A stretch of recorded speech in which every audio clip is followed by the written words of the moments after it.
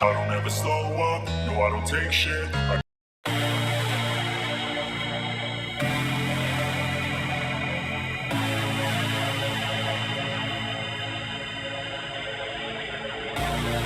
I wish a void opened in the air to suck me up, cause I really don't care.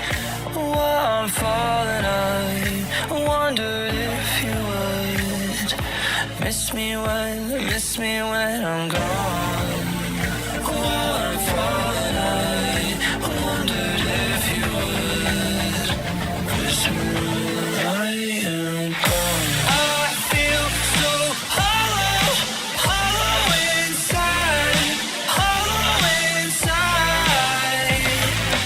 Promise me everything, promise me everything, but please don't lie.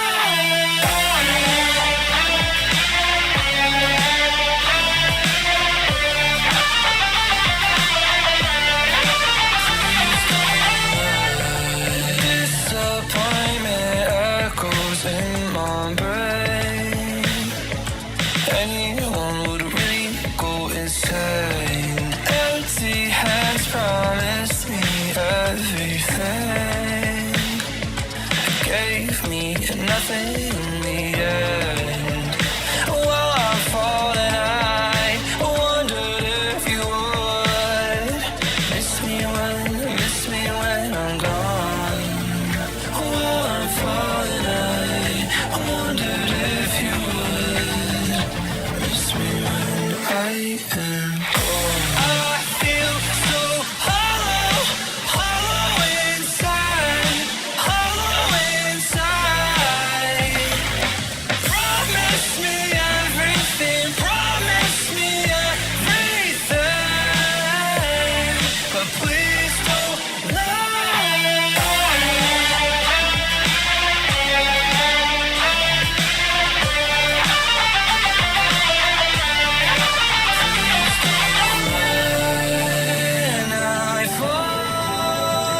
When I fall, would you miss me at all? I feel so hollow, hollow inside, hollow inside. Promise me everything, promise me everything, but please don't lie.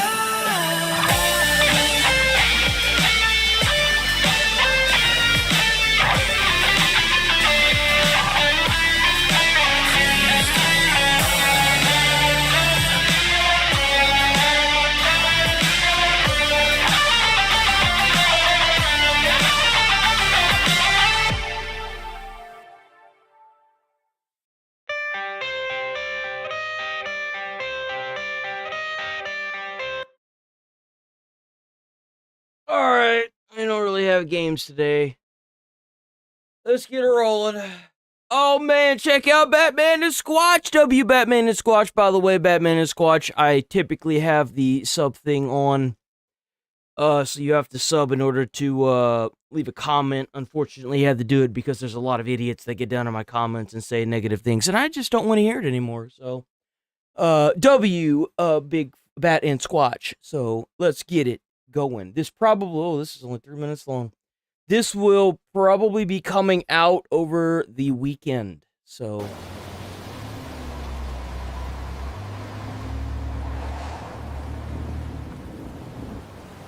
Jingle bells, jingle all the way. Oh, what fun it is to ride in a one-horse open sleigh, hey? Dadgummit. Blowout.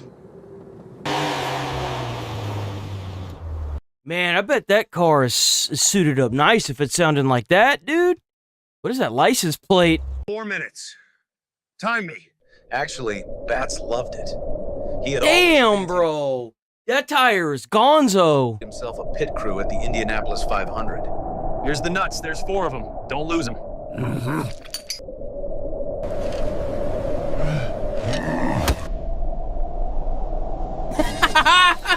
Right? I always wondered why the dad got so mad whenever he like knocked the bowl and the son said the fuck word, right? And it's like, dude, why are you so mad? You should be proud. It's your son's first words as a man.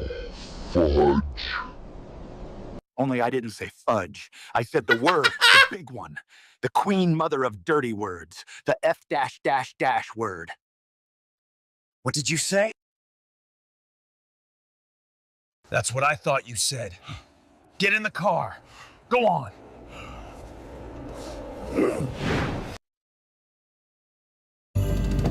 Hey, that mentality is so outdated, it's not even funny, dude. Like, it... Damn, I am bright. Oh, the saturation's killing me. Like, I remember, like, the mentality was that you weren't supposed to do that, and yet, whenever you got into public school, everyone was saying, like, the dirtiest shiz ever.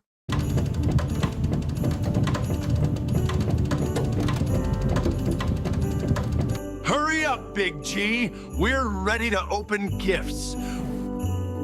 Wait, who the hell else is there? Oh, G, why is... hurry up, Big G. We're ready Why is to there a black Santa Claus? What open the gifts. It's gonna be New Year's before he gets down here. I gotta get to the mall. Y'all gonna get me fired. No! No! No! Great Scott. No! Why'd you let them do that to you, Bigfoot? No! Like a deranged Easter bunny. He is a deranged Easter bunny. Wait, why did I have to wear this? I look ridiculous. No, dude. Yeah, you do. Oh, thank you. But from all of us here at the channel, we just want to say a huge thank you. We really appreciate you hanging out with us this year. We couldn't do it without you.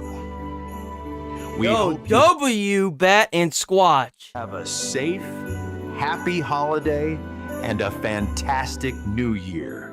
Let's go. Merry Christmas. Yo, we'll let's see you- go! I'm releasing this on Christmas. This is great. This is an awesome video. W, Bat, and Squatch, man. In the future. So, when do we eat? Right? Oh, we got some outtakes. Oh, let's go! These are so good, bro.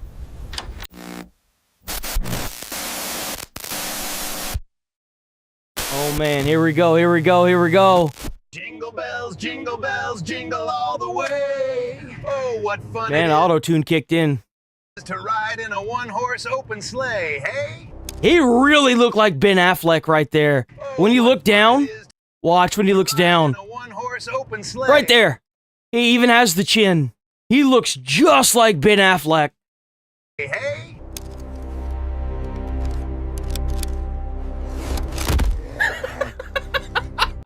Bro is trying to beat the tire into submission.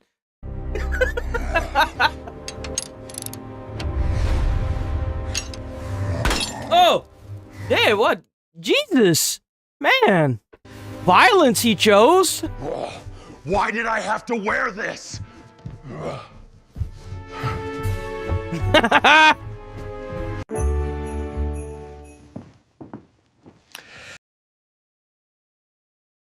Can we talk about how disturbing this Batman looks? Holy God, that is like the face of a nightmare. Everything about that is just wrong. Merry Christmas. Bro, it's like it almost. Worrying. That one's pretty bad too. Oh. So, when do we eat? And to all, a good night.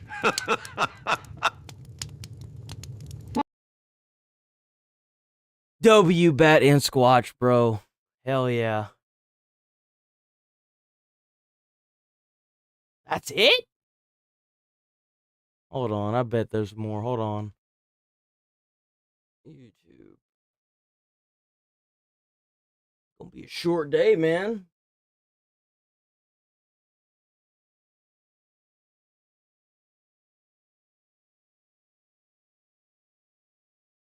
So Billie Eilish. I've never been a big fan of Billie Eilish.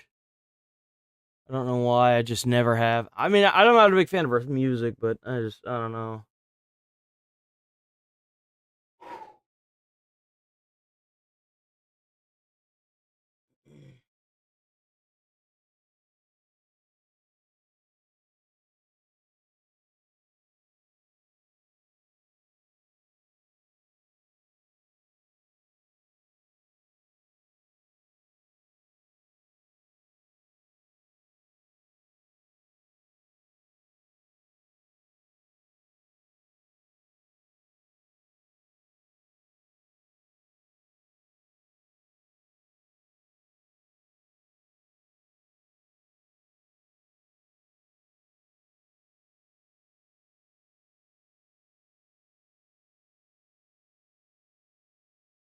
Oh, I wanted to see this.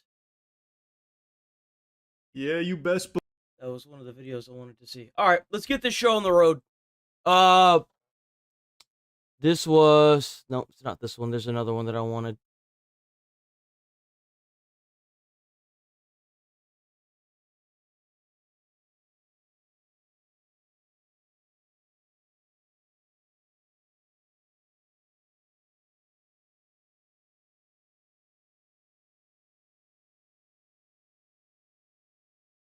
So apparently Cardi B had some issues with somebody, or no?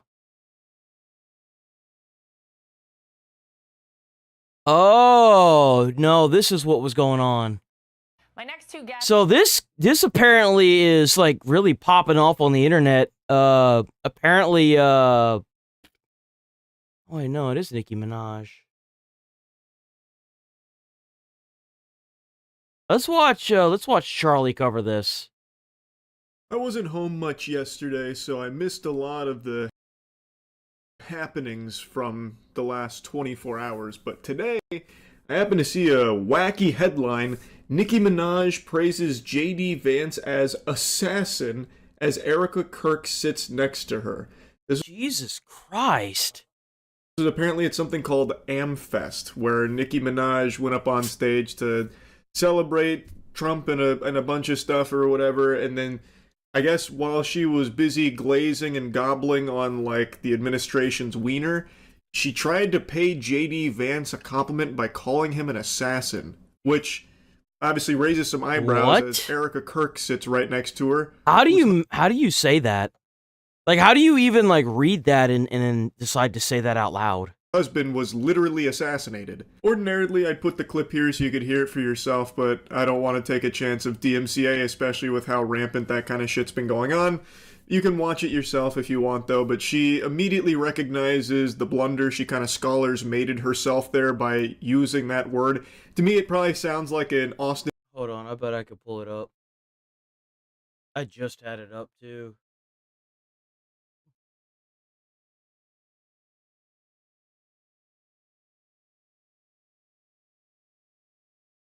Oh! How's it going, Nigel? You doing all right? I'm doing pretty good. We're probably gonna have a short day today. There's no games, man. There wasn't even any game trailers. Seems like everything's down right now.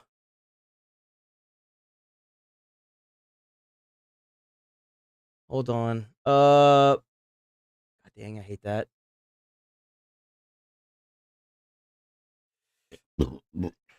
Okay, so go to video. Oh, I'm not gonna be able to find it now, huh?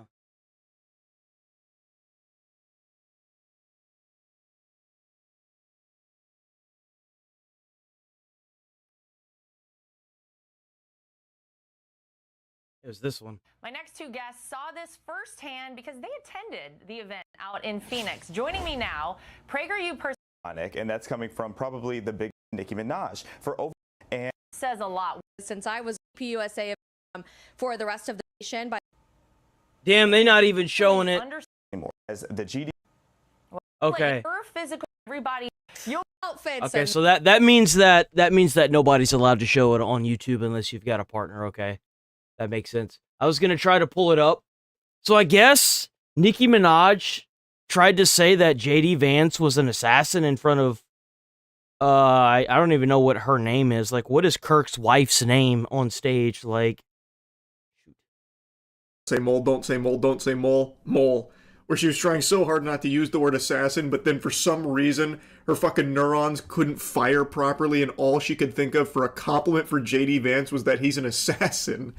And Erica Kirk tries to, like, you know, dispel the awkwardness and, like, reassure her, like, it's okay and try and make light of it and move on from it. But what a weird compliment to try and pay somebody. Like, who says that? Oh, this guy's, like, so epic. He's so awesome. Like, he's an assassin. Like, that's like something a middle schooler would say on fucking Xbox Live or something. What do you... maybe she was nervous. Like, maybe she meant to say, like, slay, you know, he slayed or whatever, but instead it came out like assassin. Who knows? Maybe it was like the Austin Powers mole thing. Like, it's very possible. I mean, it happens to everybody. Everyone can get nervous. It happens, especially if you're in front of, like, people you would consider, like, your peers or something. It happens.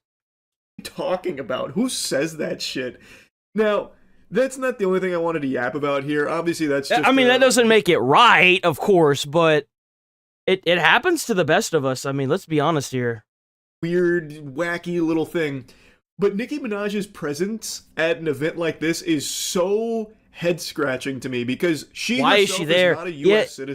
If she's... Oh, she's not? I don't know how many people know this or how many people just forgot. She herself talks about not being a U.S. citizen and that she is literally an illegal immigrant. In 2018, she even made a whole statement about it with what was happening to immigration back then and how her heart was breaking for it, telling the story of how she came to this country at 5 years old, an illegal immigrant. She was discussing how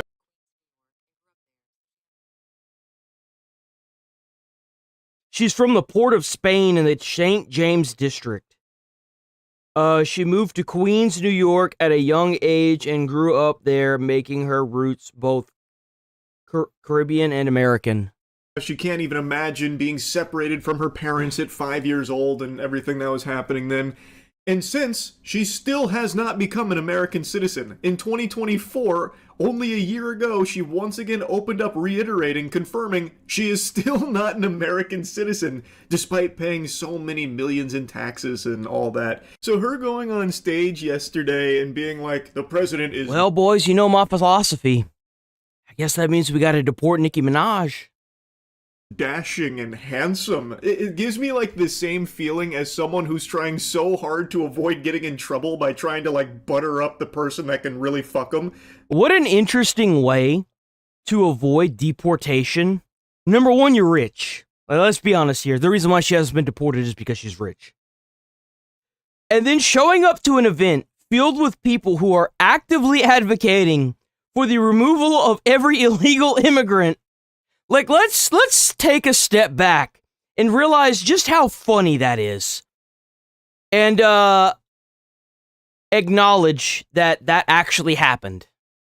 Like, oh, you're just so smart and striking. Devilishly talented, by the way. Did I tell you that? Honestly, I'd go as far as to call you, like, a god. Even an assassin. Like, it feels like she's so over the top. Maybe she's worried about getting deported herself or something. So now she's trying to, like, suckle the titty here of this administration and, like, hide in its ranks as, you know, a public figure. So now she's just stuck looking like a fucking imbecile. Yeah, this administration is perfect. Like, Frosted Flakes, they're great. Yeah, who just said Epstein files?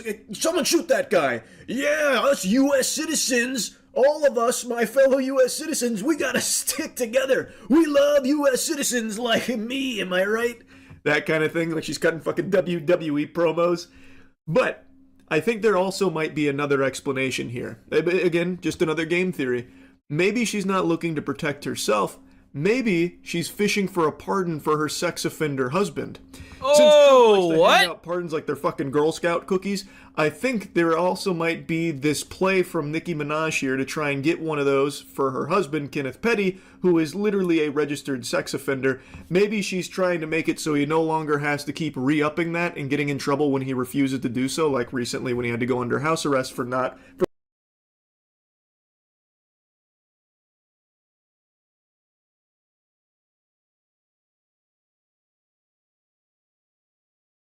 Huh. You know, I never really understood that. Did he actually like the offender when they moved to California? The new husband of Nicki Minaj has received 3 years of probation and must serve under house arrest for failing to register as a sex offender. When they moved to California, Petty, 44, assaulted Jennifer Hughes in 1994 when they were both 16, and he was convicted of first degree. Jesus, man. For failure to register as a sex offender. So perhaps maybe she's trying to get in their good graces so she can then float the idea to Trump about, like, pardoning Kenneth. After the never-ending circus that has been the Epstein files, especially the most recent shenanigans here, it should be painfully obvious that the government is more than willing to bend over backwards to protect sex offenders and the most evil, heinous people on the planet imaginable. It's not a far-fetched idea to think that maybe Nicki Minaj is making a play like that to try and get that special treatment for her husband. Yeah, especially, I wouldn't be surprised if she's trying to do that. And the reason for that is if the government is actually protecting these sickos, which I actually do believe they are. Like, I do. I actually think they are trying to do it. What better way than to get their, get on their side, get up in there, get the pardon, and then dip before it all turns to shit? Because once these files are fully released, the shitstorm's only going to just begin. W. Charlie video. Boop.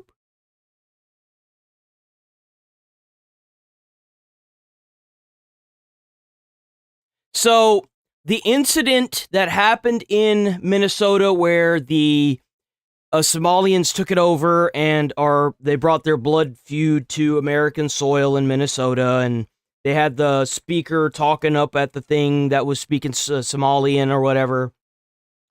Apparently, there was a lot more money than $1 billion that was sent to Somali and Somali terrorists, and it all just blew wide open 3 days ago.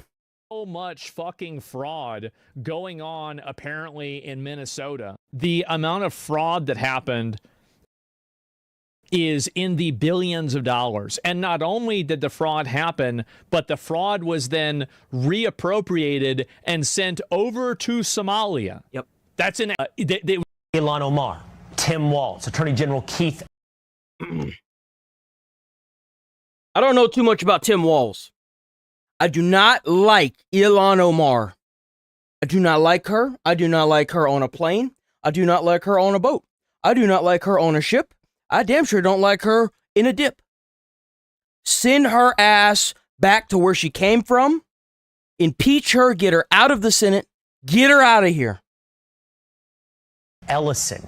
We see a web of connections between them and those directly involved in the fraud. For example, Ilhan Omar alleged enabling introducing the 2020 Meals Act. The 2020 Meals Act was the act where they were taking money. This is part of the $1 billion. And instead of putting it back into American mouths, they were sending it overseas. And then she tried to blame the government over Minnesota for it not being appropriated correctly. Which was ultimately subject to fraud. This was another scam, a massive scam, by the way. Campaign victory party at the Safari restaurant. That's where one of the men who run that restaurant has associations to the convicted individuals. And then there's Tim Walz, House Oversight Investigation role in his role as. You remember what I was saying the first time we covered this? You can't tell me that these people didn't know where $1 billion was going. They knew exactly where it was going. They all washed each other's hands too. the Attorney General. His job is to enforce the law in Minnesota, but instead he's getting donations after meeting with the feeding. See, what we need to do, here's what we need to do. We need to go in, federal investigate all of these people. Just like what they need to do with the Epstein files, too. They need to go in and federally investigate everybody. I'm sorry. They need to, because it's the federal government. I mean, what are they going to do? Federally investigate themselves? Who investigates the people in power running the federal government, if not the feds? Doesn't that sound like a problem? If any of these people were complicit or aware of funds being reappropriated to Somalia, we need to charge them for treason. They know where it went. They know exactly where that money went. That money went to Somalian terrorists in Somalia, in Africa. That's where they sent that money. They know exactly where the money went. They know exactly where it went. Because they are aiding and abetting a foreign country. Yeah. As being a representative of the United States. That's what we do. We charge them for treason. It'll never happen. I know. That's the sad part. Who keeps these people in check? There is no higher power in the United States than these people. Who keeps them in check? Who puts them in jail? The police won't do it. I know, guys. I know it's never going to happen. Future representatives. I'm fully fucking aware of that. Yet, part of this entire everybody fraud, knows. Theft ring. Ilhan Omar. Yeah, it's fraud. It's theft. It's whatever you want to call it. It's fucking treason. Why are we limp dick dragging our fucking wieners across the ground? Get the fuck out of here. Put these motherfuckers. We have people from a foreign country in our own government sending our taxpayer. Dude, we get hiked over the coals every time we get paid. With how much money they take out of our taxes. And they just sending it to a foreign country. It's interesting. He's made and it's not even just Minnesota people. That's our money. Quite a few maneuvers. Put these fuckers in jail, bro. I think, like Trump... I'm so sick of these limp dick ass people fucking around and letting these people get away with this shit, man. Trump just because they fucking rich. Retarded. I didn't understand how retarded he was. I knew he was retarded, but this is really impressive. It's interesting. He's made quite a few maneuvers that are questionable, I would say. Because it's a scam. That's the reason why. Everybody knows it. Can you imagine this? This retard was almost vice president? Yes, Trump did actually come out and call this man a retard, by the way. Minnesota, from SNAP or welfare fraud, the state doesn't want to give that over. Our voter rolls, Minnesota doesn't want to hand that over to the feds. Why are they not handing over the information? Well, why else would they not hand over information? They wouldn't hand over information because they know that their hands have been caught in the fucking cookie jar. That's why. That's why they're not handing over information. Walls knows exactly what they're going to find when they start going through those documents. Of course. Illegal immigrants having commercial driver's licenses here. In fact, President Trump saying that Walls has turned Minnesota into a fraudulent hub of money laundering. No, he turned his state into a shithole, just like Somalia. He turned it into a third world fucking country, just like Somalia. You have a senator or somebody in the government, in the federal government, coming to a fucking election in your state, in Minnesota, speaking Somalian to a group of Somalis. How cooked can you make your state? Because your books are cooked. Who knows what the fuck else is cooked? Activity. Those are the president's words. Well, I don't know really how true that is, but it seems like it's true for sure. Prosecutor says half of Medicaid's $18 billion claims paid to Minnesota programs could be fraudulent. Prosecutors could be fraudulent. Bro, come on. Half of it is fraudulent. Prosecutor says half of Medicaid's $18 billion claims paid to Minnesota programs could be fraudulent. Prosecutors charge. These are the people we got taking our money. Think about that. You struggling to pay rent and these people taking our money and sending it overseas. What accountability is there in our government? There's none. These retards doing? Housing fraud. Look at that. Look at that. Received $14 million in Medicaid funds and $450,000 of that in federal child nutrition program funds. And all of that was sent overseas to Kenya. All of it. All of it. All of it was gone. $14 million. That was supposed to be for children that need food. That goes to show you how America first these people really are. First Assistant U.S. Yo, if I ever run for president, my hat's not going to say make America great again. My hat's going to fucking say America first. You know why? Because Americans need to watch out for Americans. Because you've got these fucking Somalian terrorists in our government taking our kids' food and sending the money overseas to fund terrorism. What are we doing? Joe Thompson claims 2 defendants pocketed $750,000 to travel to international destinations. The fact that you could even get into office in a government without renouncing citizenship of a different country before you even become part of the U.S. government is disgusting and disgraceful. What the fuck? How is this even possible? Bullshit. Get the fuck out of here. There's $9 billion on the line, and you can only account for 1.5 million of it. Oh, damn, bro. What happened to you, Legendary 3D? What happened? Are you fucking retarded? Instead of helping Medicaid recipients find stable housing. It's embarrassing. Says half absolute resource that can never. He's trying to bring up healthcare decisions for kids, trans kids. Jesus Christ. Money across the board that they have weaponized. Yeah. So exactly. And health services bill. Healthcare decisions. I don't know. I've no. It's completely forced by these left-wing people that reframe the criticism for the fraud into race side of these positions accountable in the first place. Wait. If you had just been able to hold the people inside of these positions accountable individually, rather than make this group defense of, oh, you're just racist and hate Somalians. I love that mentality, by the way. They take Americans' taxpayer monies. Could be black, white, Hispanic.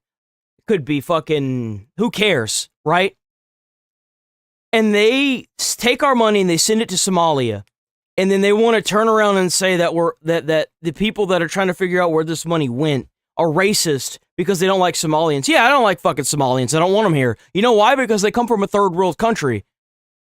So who's to say that the people that come from the third world country wouldn't bring their ideals and beliefs here and turn our states and our country into a third world country? Like, come on. Would have never happened. The reason why it happened Why is are we even accepting people from third world countries anyway? It makes no sense. This never made any sense to me. The reason why they're still a third world country is because they haven't put in their fucking religion and their morals aside long enough to make a stable government. Why would you want to import that? They're not going to assimilate with the rest of the culture. You wanted to talk about how, oh, they're not going after these people because they're because they're, scammers. They're doing it because they're Somalians. This would have never happened. Yeah, they're using Somalians that are not problematic as effectively a shield for their bad behavior. That's what's happening. Well, stay safe out there. I mean, you could always chit chat in the Discord. This racism card, yeah, it's ridiculous. Clan behavior, it seems that way. Weaponized infamy. If the government's only going after Somalians, it looks sus. Well, what happens if there's a group of people, like, it's very clear to me. If the government's only going after Somalians, it's sus. Well, seeing as though Minnesota's the only one where they're sending billions of dollars to Somalia, well, I guess they're just gonna have to be sus. That's just all there is to it. If you're taking American money and sending it overseas, then what do you expect? It's like saying the retaliation for the Twin Towers against Osama's racist, bro. Like, no one cares about his race. You blew up the Twin Towers. What the fuck? Somalians in Minnesota act and behave as a collective group. They're advocating for things for Somalians. They are trying to bring in African tribal conflicts into America and have it relate to voting for different offices in Minnesota. They have constantly been talking about, like, every single comment that I see these people make. What did you do? About voting for other people based off of racial identity. I see this constantly. This isn't me saying this. This is them saying this. So, yeah, if you're doing this and you're constantly trying to, decide racially as a block that everybody should be voting or doing this thing, then, yeah, you're going to have people, they're going to look at it and say, wow, look at this group of people. This sure seems like a problem. And same with any group. Like, for example, like if you're from Zimbabwe, is to differentiate each other. I love that that's the thing now. Like, if you get attacked by a group or a like an ethnicity of people, like, let's say like Africa has, for example, this is just an example. Africa decides that it's going to raise up arms against the U.S. and starts sending people over to the U.S. that are like suicide bombing, I don't know, Americans, right, at political events. So if we have to retaliate against Africa, does that make us racist? Like, come on. Let's think about this for a second. The same thing with Syria. Because Trump bombed 70 plus facilities in Syria over the past weekend, I guess that makes us racist against Syrians? Like, come on. Get the fuck out of here with that. Okay. That's so fucking stupid. That's a stupid-ass argument. And joining us now with some new information. $1 billion paid out through these 14 programs. Growth of these programs, folks seem almost written in AI money going. It's here. Gone, but really the just newest iPhone. Popping to see those numbers today in that press conference, Will. So just to be clear, Liz, okay, because I think this story is incredibly important. Unfortunately, though, it can also, the perpetrators, exist in the realm of phantoms for many people watching. Like, who are the bad guys? Who are the criminals? And that's why we got to put names and faces to this. So it's hard to Why say didn't Doge just where find this this? dollar amount actually. 0.5, the minorities. Really? Okay. And there are other. Mitch? Plan is Ilhan Omar? Yep. Do you remember? Because she's one of these two major. Yeah, like, this is what I was saying earlier with the Klan blood war. They brought, like, a blood war over to, like, Minnesota. Kansas is here. What do you say? Going on among Somalis in Minnesota. Because, like, they were already in, like, a blood war in Somalia, and now they just brought it here. Like, this is what happens when you allow, like, third world country people to move to a place like America. They just bring their blood war onto our streets. We already have enough criminal activity as it is. We don't need these idiots killing each other too. Clash of Clans is here. That can run for president in Somalia. The other two can only run for Speaker of Parliament. And the 0.5, the minorities. Really? Yeah, citizens of Somalia, minorities, they cannot run for office as we speak. And it's a formula. Name any elected Somali official, and they are all in the Darod clan. Ilhan Omar, she's that clan? Yes, she's the Darod. Is Ilhan Omar advantaged in getting Somali votes in Minnesota because she is Daron Way? Did I say it right? Because she's one. That's funny. Election process. Tribal blood feuds from Africa into election process. Imported tribal blood feuds from Africa into our election process. What he's essentially saying is that because Ilhan is part of one of the clans, that she is getting all these other clans members into office and effectively making it impossible for the other clans to get into office. Yeah. Oh my God. And this is what happens, by the way, when you don't have certain things that criteria you need to meet in order to run in office. Like, neither one of these clans should be able to move into America, take taxpayers' dollars, and be trusted with taxpayer dollars, by the way, and send it overseas, it should be an American doing things for Americans, like, because she's one of these two major clans. Mm-hmm. Certainly. Yep. Her clan predominantly lives in Minnesota and the Minneapolis-St. Paul area. That's a fact. Okay. And there are other clans. That's her clan. Yep. Okay, hold on. Minnesota is largely this clan. Is Omar Fatah the guy that ran for mayor in Minneapolis? Would he also be of the same clan as Ilhan Omar? Yeah, of course. Yep. Duh. Do you remember when Minneapolis had a mayoral election? He's just here giving away the game, man. This was a few weeks ago. Jacob Fry was running against Omar Fatah. Yeah. And the Somalis split up between clan lines. Because anybody... Something about a bulge. Oh my God. W snitch? His clan was basically campaigning for him, for Omar. Mm-hmm. And the other Somalis who were not in the Darod clan were campaigning for Jacob Fry. And it was very evident on all social media. Yeah. It was I guarantee Democrats know this. That's Lawrence of Minnesota, man. He finessed the fucking shit out of them. He did. He's over there eating their food, speaking their language, and they're voting for him. This is our guy. Yeah, bro, he really did. He did what he needed to do. That's impressive. 100%. That's crazy. Definitely did. He was. Oh my fucking God. And yeah, we saw Al Qaeda. And where's the rest of this? I don't know if there's any more of it here. Oh my God. They're afraid to reach out to us. And if they thought we were then turning around and giving it to you, we would not have whistleblowers. The one thing that I'm freaking worried about is this freaking fraud that is happening over our state where there's this guy. He's actually like are terrified and they feel that they've been retaliated against already.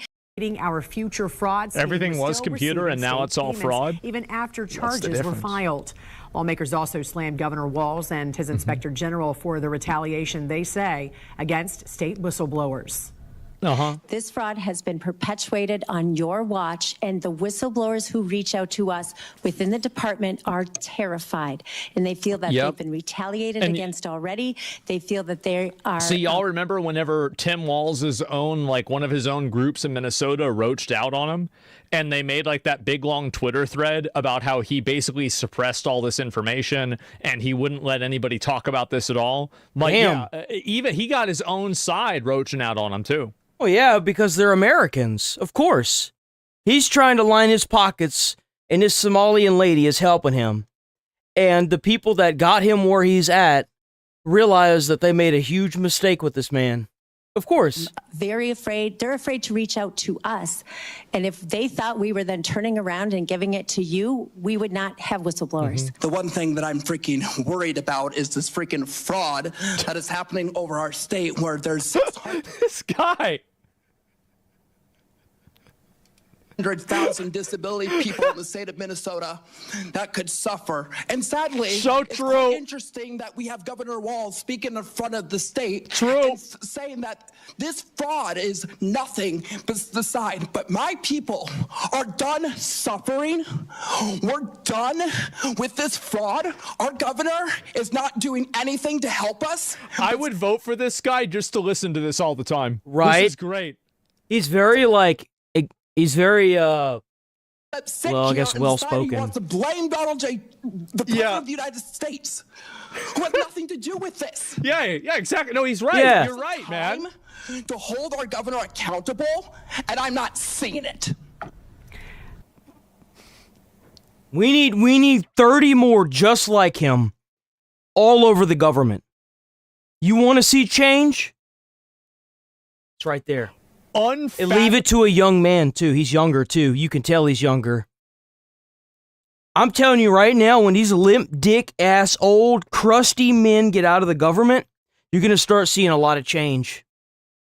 They either need to boom their ass out of there, they need to get all these boomers and get them the fuck out of the government. They need to go on and die off already, do whatever they got to do and get out of the fucking government. So these young generation that's been suffering can finally get their chance to change this goddamn country. You're right, man. to hold our governor accountable, and I'm not seeing it.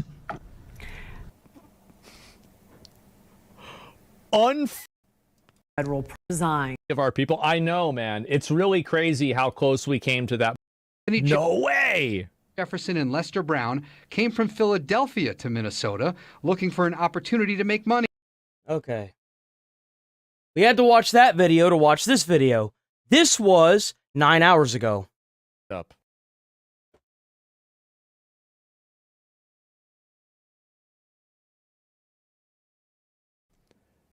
New details about the magnitude of the alleged Minnesota welfare fraud surface. Oh boy, he massively fucked up. We're learning new details about the magnitude of Minnesota's massive welfare fraud. Federal authorities say it could total over $9 billion.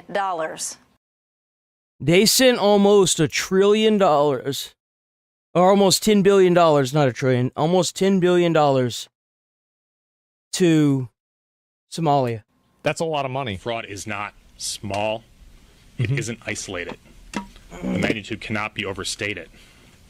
What we see in Minnesota is not a handful of bad actors committing crimes. It's all bad actors. It's a staggering industrial. Everybody's a bad actor. Fraud. This crazy. Yep. It's swamping Minnesota and calling into question everything we know about our state. But Tim Walz and his administration are pushing back, saying there was only a little bit of fraud. What you're seeing here is you're seeing a weaponization. We'll continue to fix it. They're going to continue to come up with numbers that don't have it there, and it's sensationalized. I don't expect anything different from this administration. The evidence that we have indicates tens of millions of dollars in fraud. There isn't a final number at this point. Bro, look at him. Look at you did He's it, man. So, what the hell? Just look at him. That's all you got to do. He looks guilty, yeah. You 100% fucked up. It's so obvious. Exactly. He Point, but we don't have evidence to suggest that level of fraud or a $9 billion number. Jesus. But Governor Walz can't hide from this story, as House Oversight Committee Chair James Comer is investigating the scandal and is determined to uncover the truth. He's going to have to answer questions about the billions, not millions, not hundreds of millions, billions of dollars of fraud that we see wasted in Minnesota. That's so much money, man. That's so much fucking money. And the fact that, according to state whistleblowers... What if Doge being in the United States government is what led them to this? Think about how crazy that would be. Like, what if whenever they were trying to figure out where all the money was going and they set up the paper trail for everything, that they needed reasons to do X, Y, and Z things? What if that's the reason why they found it? Think about how crazy that would be. Employees in Minnesota, most of whom are Democrats, they allege that they alerted both Governor Walz and Attorney General Keith Ellison about this fraud, and they did nothing about it because they didn't want to offend that massive Somali population. I think that that's true. I believe that. I do. I think that's clearly what's happening here. Is that they don't want to offend these people. They don't want to come off and be seen as racist or targeting the community. So because of that, they're just afraid of addressing it. I think that's exactly what's going on.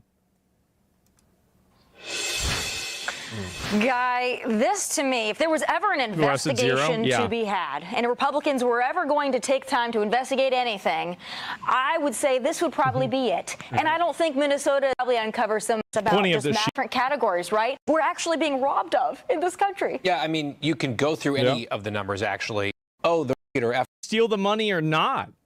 It's fucking obvious. Industrial. The money, it was on his tenure. What I think happened is that I think this fraud was like, this is the way I think these people operate, is that this fraud was consolidated around probably a majority Somalian group, and they didn't want to go after them because they thought that it would damage their relations with that community, that racial community in their area, and they were afraid of doing that because it might look bad. So basically, they probably categorized criticism and the pursuance of addressing the fraud with kid gloves or with no gloves at all. They didn't even try. Fuck that. Fuck them. Kick them out of the country. Get them out of here. Seriously, get them out. And I think that's what happened. I think that and you're right that there's fraud that happens everywhere, and it's not like this is some like unique thing that happened because they're Somali. Now, I think there's plenty of white people committing fraud too, but in this circumstance, I do think that's what happened, because you've seen how hard they go to try to, you've got going out. It's very obvious they have.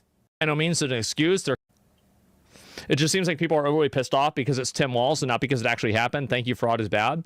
Well, the problem why they're mad at Tim Walz is, number one, like he let it happen because he just ran for vice president. He let it happen, and he also knows where the money went. He knows where it's going. And so he has a high profile. And the other reason is because Minnesota has this unique problem of a completely unassimilated culture of people that are Somalian primarily, that have a different religion. They don't speak the same language. They look different, and that does matter. Of course, people are going to notice that. And also, they're refusing to assimilate with the rest of America. That's the problem.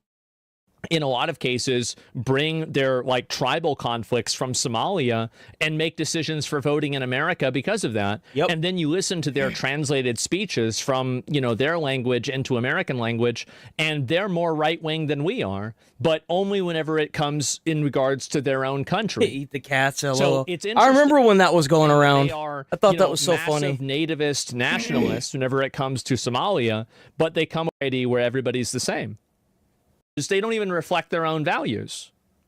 And not only that, but they are advocating for openly, and you even have politicians advocating for openly, racial voting. They're saying, vote for this person because I'm going to help this community of people because I'm one of you.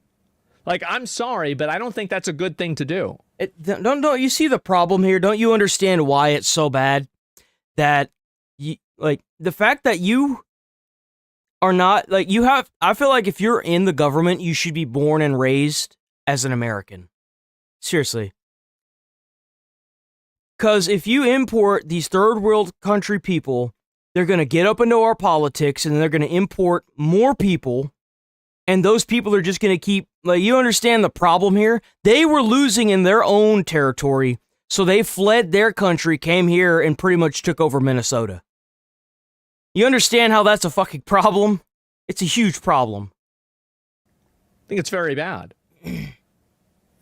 So yeah, I mean, that's the truth. And I don't think that any of this, by the way, is unique to Somalia. Like, this isn't like, oh wow, Somalians are bad. And no, it's like this could have come from anywhere. They're bad. Not all bad, for what it is. Obvious, because this is a minority immigrant group that because it is. By Governor Tim Walz. And out of one side of his mouth, Walz is trying to say, oh, we're going to fix it, and it's bad.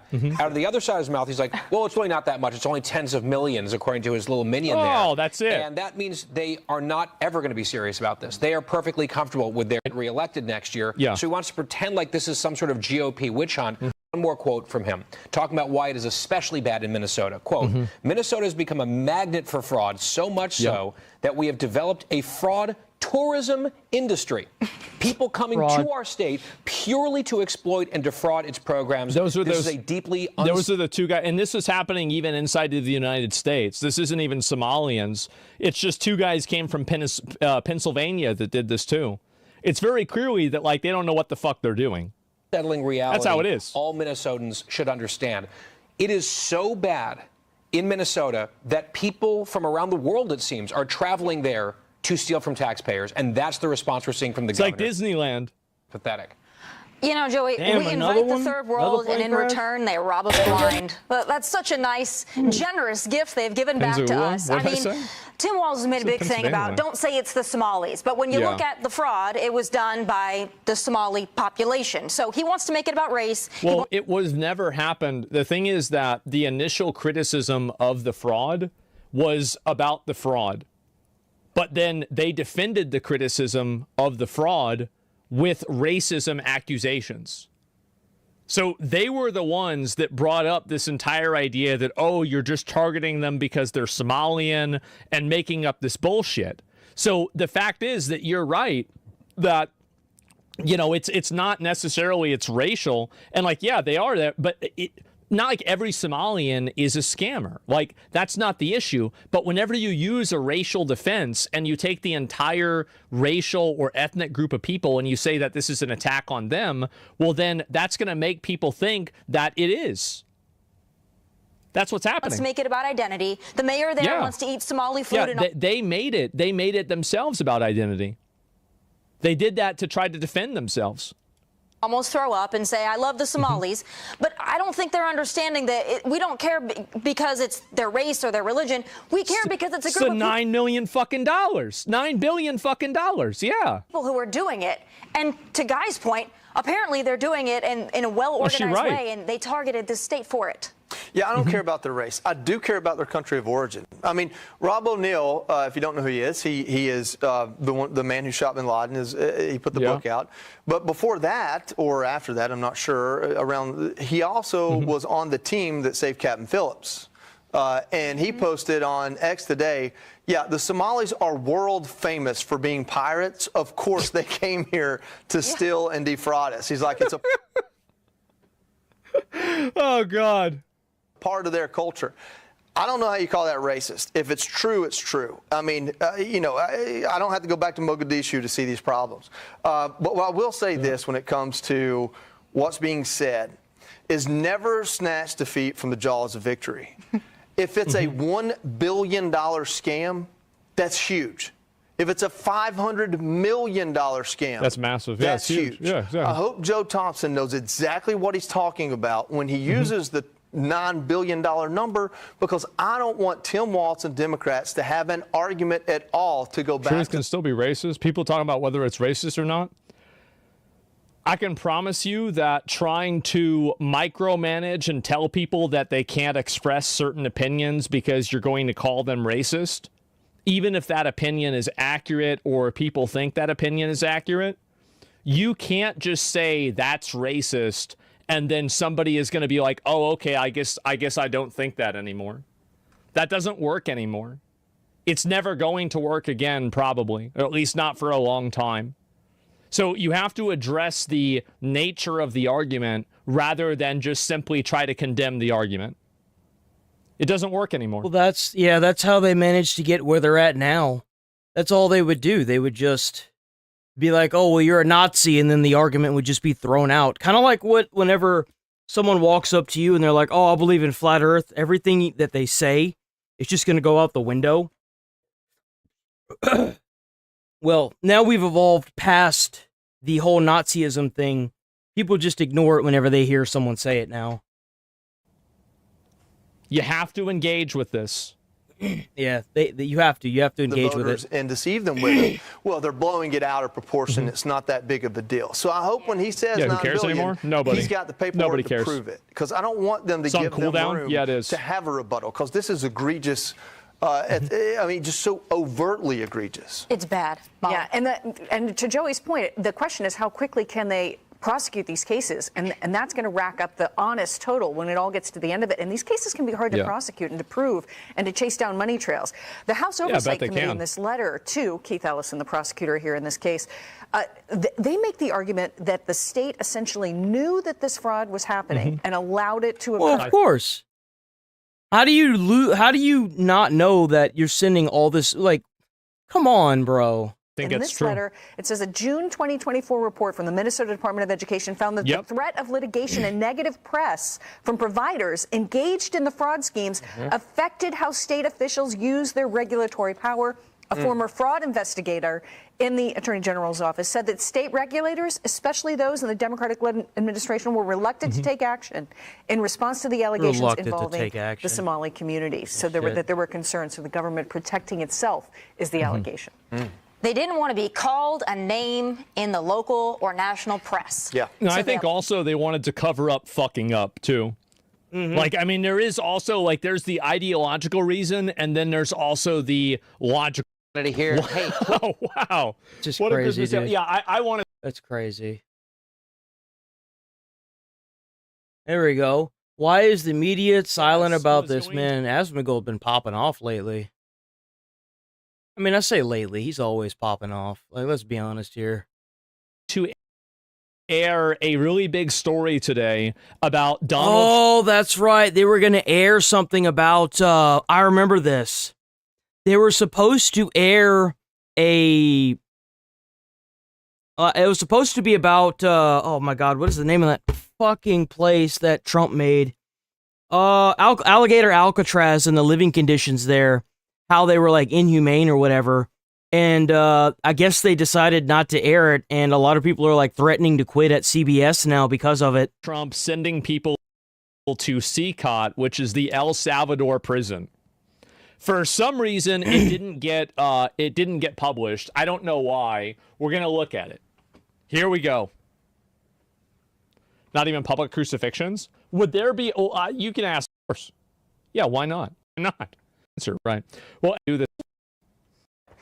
New this morning, the employees are threatening to quit amid fears of corporate censorship. That's after the network abruptly pulled a 60 Minutes investigation. I'm gonna restart it.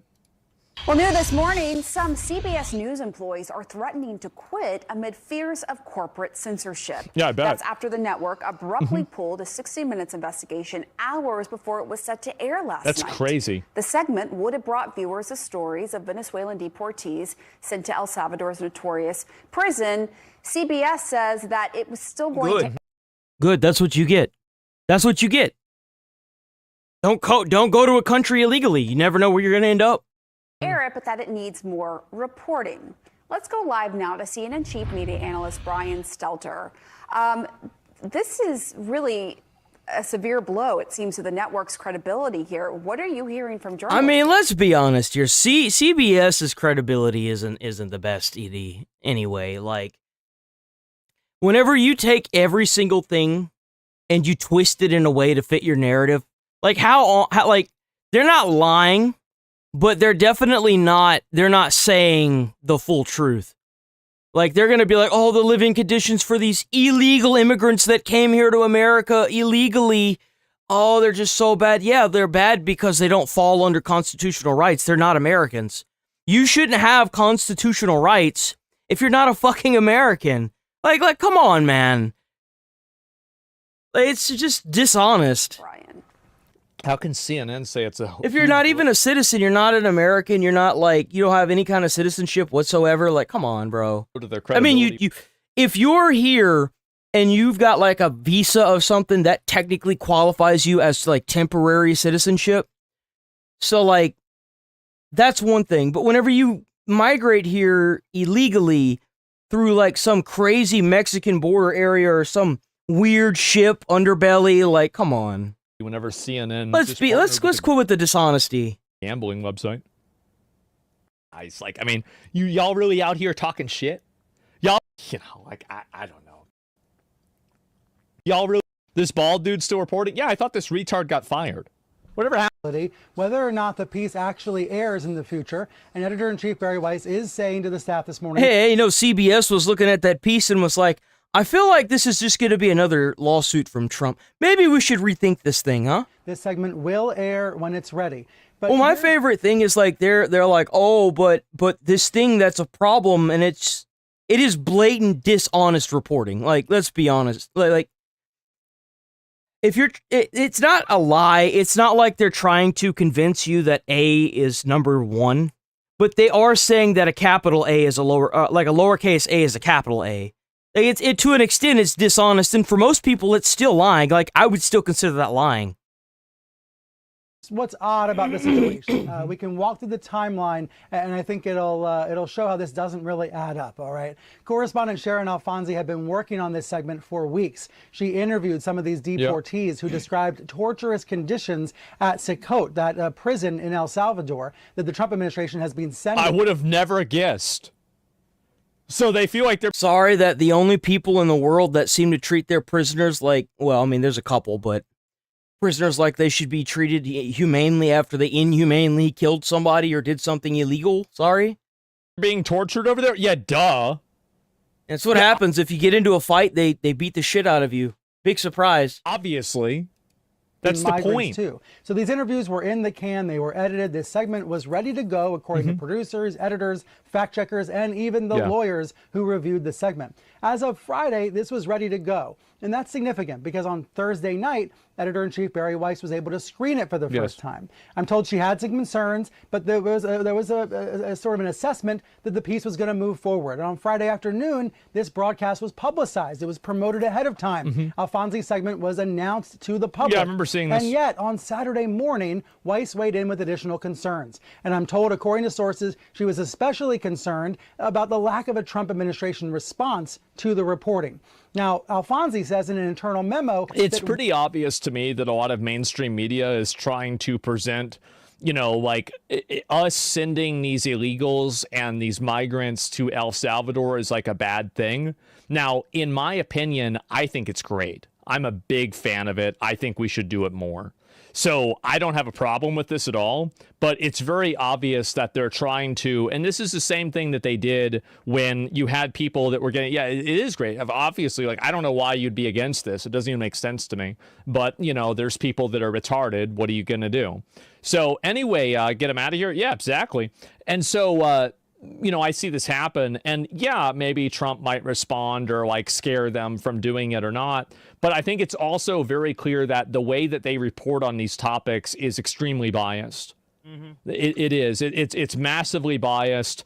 The way that they explain why these people are in the country, the way that they don't explain the people's, like, you know, like they're saying, oh, like this person got kidnapped by ICE, and it's like this person had like a warrant out for their arrest, or, you know, some other variation. Yeah, like that's my favorite thing they use. They got kidnapped by ICE. No, they got arrested for being in the country illegally. You freaking lobotomite, come on. Or like they were like a previous violent criminal, and like the information is like selectively, it's selectively edited and it's selectively presented. And worded, that's the big one, worded in a way that makes it seem like it's really bad. Way to create a impression that is not accurate to reality. Like, it's really just that simple. They're trying to misrepresent what happens by omission or by misrepresentation. They very rarely, mainstream media very rarely actually lies. They never really say A is B, but oftentimes they'll say a capital A is a lowercase a, or a lowercase a is a capital A. I think that's very common with what mainstream media does. So yeah, swaying public opinion thing to me. Why? So I think it's slightly different to be able to is unrealistic because it's clear the Trump administration did not want to respond to tactical maneuvers and to spike a story. So that's the view from Trump. But all of a sudden, over the weekend, Weiss and spread concern company Paramount both tries to ingrate Warner Bros. Discovery. Man. 60 minutes. Tell us. Like, I actually agree with Trump, but I don't agree with why. Like, I think that these news places, I think that they should have their news licenses taken away. I agree. I do. I think that they're totally biased, and I don't think that they are in any way, shape, or form of a higher journalistic quality than an independent media organization that just uploads things on their own. I think that with great privilege comes great responsibility. And why is it that these news publications have extra rights and extra opportunities when they're basically just using these things and co-opting them to push an agenda? Yeah, they're no different than a normal YouTuber at this point. That's it. So Trump is doing it as like just a basically much mainstream media, CNN, in any story, try to escalate any sort of racial disparity between two groups of people. They do everything that they possibly can, and I think that they are ultimately an enemy to the people. Yeah. I think that all of these media companies because they keep everyone divided. I mean, it's obvious.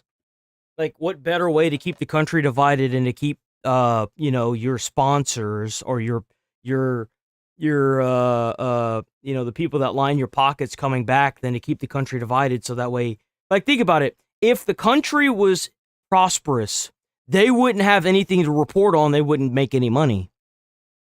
The country has to be in disarray and in chaos in order for them to make money. No, like, it's obvious. Like, it's not even a question. Picture or a video. I don't know what exactly this is. You know, we got to cover our daily Epstein stuff now that it's back in the spotlight. Took them long enough, but let's get it. Disturbing footage, DOJ Epstein, 12-second video from Epstein's cell. And it's a 12-second video showing what appears to be Epstein attempting himself. That's what it looks like. The camera timestamp is the day that his body was discovered. The DOJ quietly released the footage, but they didn't link to the video yet in the main Epstein files. I'm gonna open this off stream again. Yeah, and I just want to show you guys here that it actually is a direct connection here. It's a direct connection. Justice.gov/Epstein. FF probe and EXIF data reveal this. The creation timestamp is 2020. Suggests that this might be a screen recording or a converted file from around that time. Well, if the timestamp was 2020, then it probably wasn't created generatively through AI. It's obviously fake. How do we trust them now? See, do you remember what I said? I said this shit over and over and over. Now, yeah, they should have released the files whenever Trump released the other ones. Whenever he released the JFK and Martin Luther King, he should have released this with those. That you've destroyed the trust, what the fuck are people gonna do? Stand here, kneel down, press X to choke. Oh God. I thought the cameras didn't work. Why is this just being released now? Isn't it? Well, they said the cameras didn't work because they wanted to redact it and classify it all. That's why. They never intended on releasing these files, ever.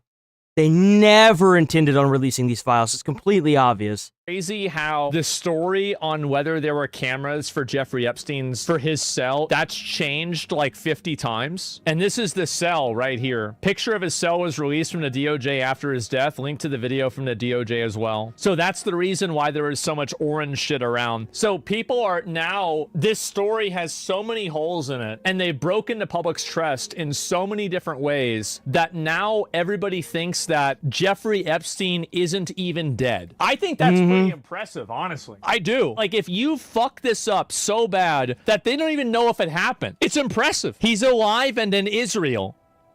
Oh my God. What? No way this is real. This streamer just got hit with $1 million lawsuit after punching, quote-unquote, choking and allegedly destroying a viral robot live. I don't know how you can choke a robot, but this company claims iShowSpeed did. But it's safe to say this is one of the most bizarre legal battles I've covered here on this channel, because we're dealing with a situation— They really gonna try to sue iShowSpeed. Did he buy that robot? In which basically you have a robot or mechanical influencer essentially taking a human influencer to court for assault and lost earnings, a concept that I didn't know existed until like now. So yeah. So if you beat up on a machine and it's an influencer, you can sue the person who beat up on it for lost earnings? 2025 is fascinating for sure. But today we're talking about iShowSpeed, a 20-year-old content creator who's managed to build one of the— He's only 20? Holy shit.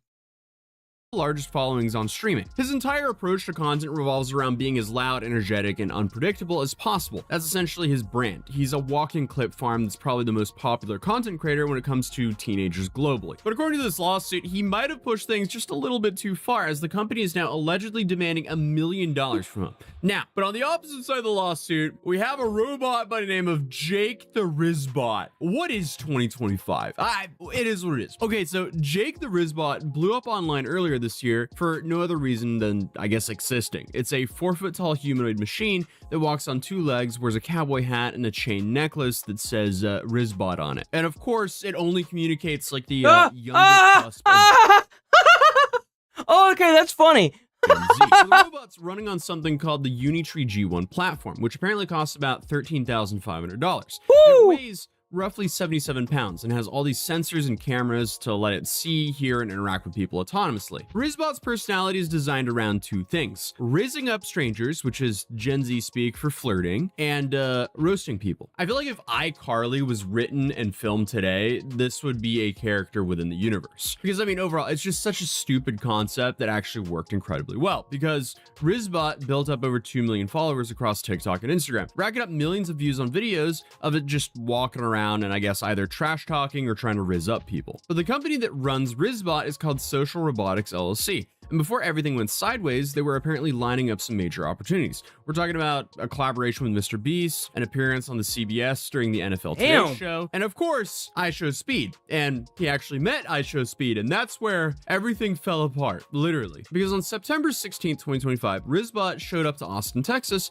to film content with a streamer. On paper, it made sense. Rizbot was programmed to provoke reactions from people, while Speed's content revolves around overreacting and unpredictable interactions. So this is how they met. What's up? Are you serious right now, bro? Oh, hell no. Oh, no. What's wrong with this dude? Yo, what's up? Come on. What do you mean? So oh, bro, that's great. It like rotated. What do you mean?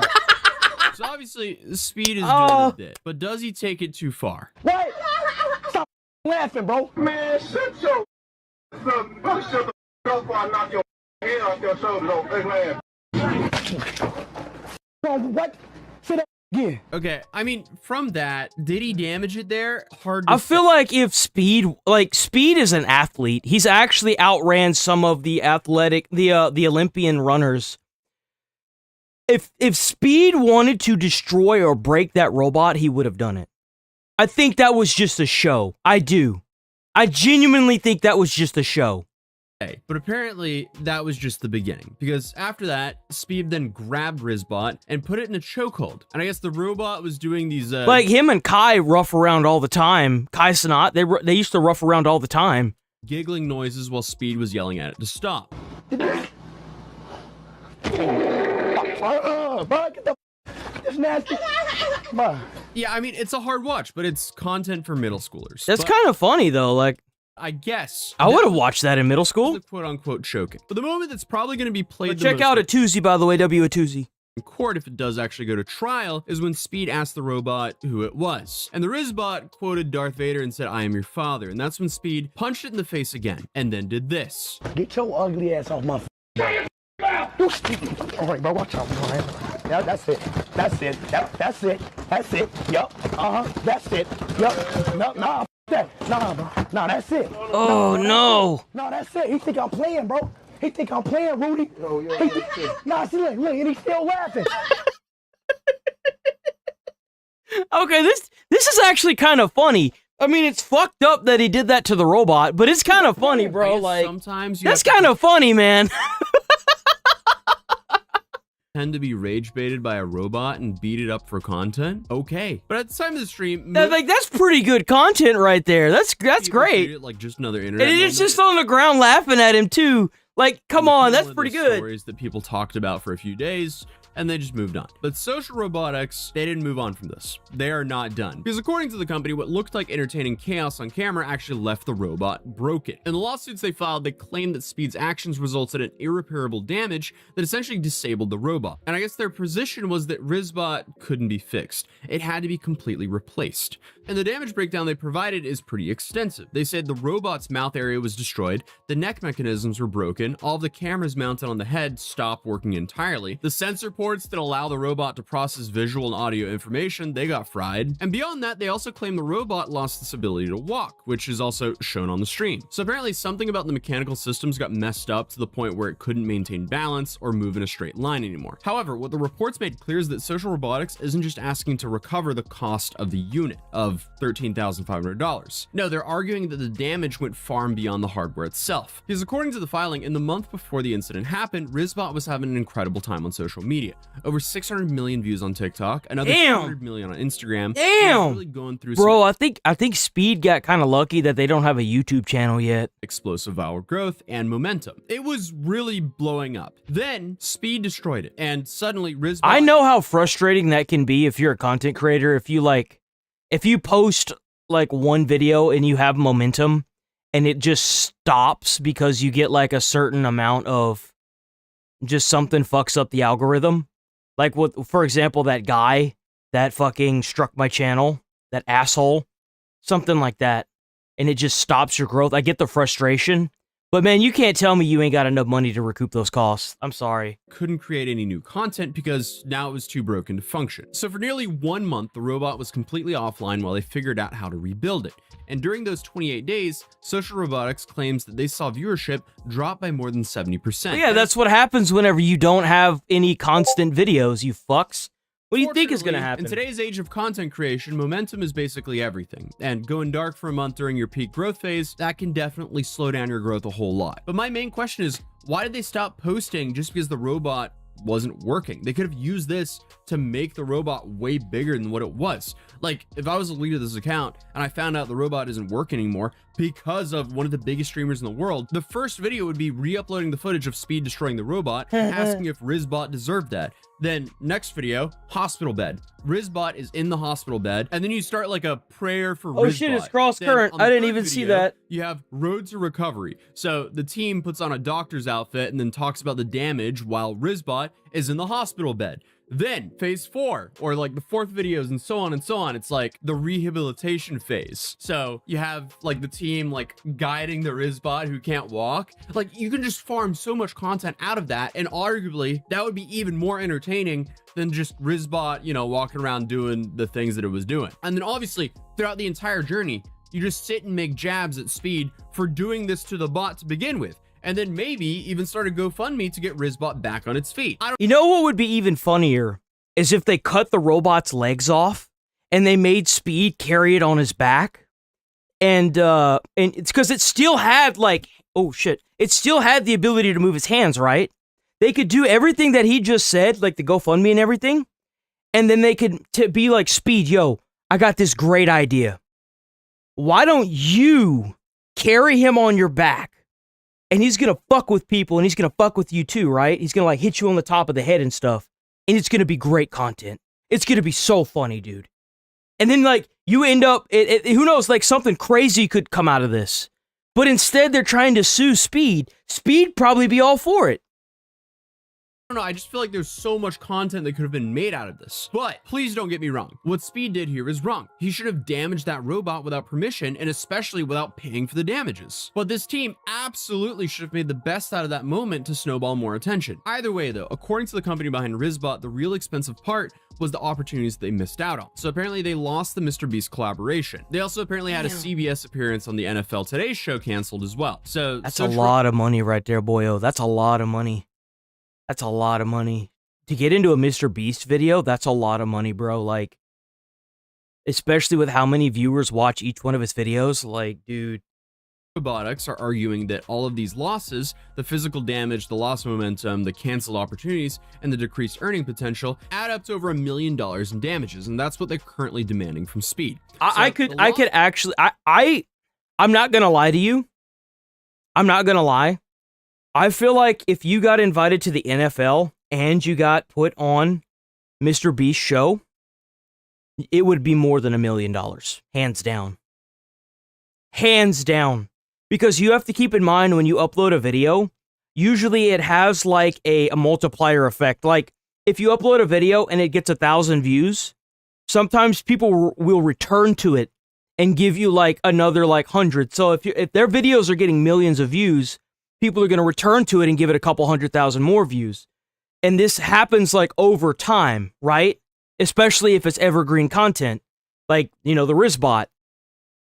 It's not like what I do where I have to do like current events constantly.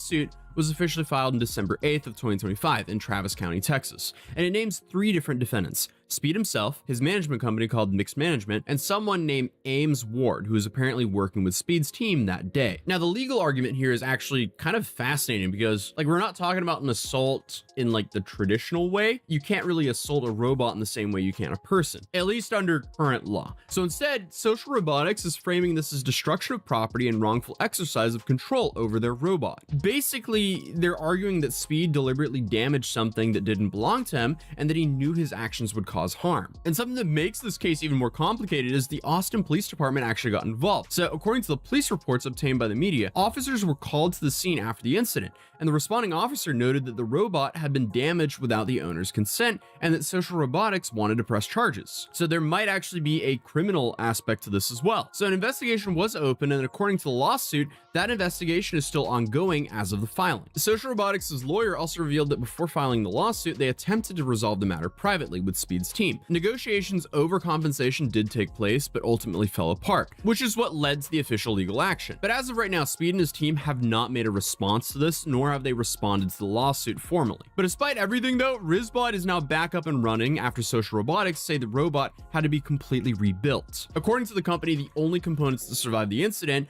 were its signature cowboy hat and the Nike sneakers. Every other part had to be replaced with brand new hardware. But even though the robot is back in action, the company maintains that the damage to its career trajectory was permanent. They claim that missing the MrBeast opportunity alone was worth a massive amount in terms of both exposure and revenue. And losing the mainstream media... MrBeast video, when MrBeast uploads a video, a single video, the amount of money he generates online, no sponsor will sponsor him. Because he makes so much fucking money, so many views from his videos, that sponsors can't afford him. They literally cannot afford to sponsor him. And he even says that too. He's like, yeah, they won't sponsor me, and I don't really want them to sponsor me anyway because I make more money with how many views I get. So like, I could see where they're coming from, but at the same time, it's such a big missed opportunity to do some really good content. Appearance meant missing a chance to reach audiences who don't spend time on TikTok. But whether a court will agree with that or not, that's just a whole different question. So I guess while they've been filing this lawsuit, they were also teaching their robot how to twerk. So yeah, again, 2025 is quite fascinating. But unfortunately for Speed, he live streamed himself damaging the robot. So yeah. Hopefully we could get some see that Cross Current posted a video in the Chitty chat. Let's see. That's me infiltrating Scientology's... Wait, is this? This is not your video. This is somebody else. Don't know if I could react to this. I'll try to send them an email over the holiday and see if I get a response. Actually, I think I've seen this guy. Isn't this the same guy that goes into like foreign countries and like fucks with the scammers or something?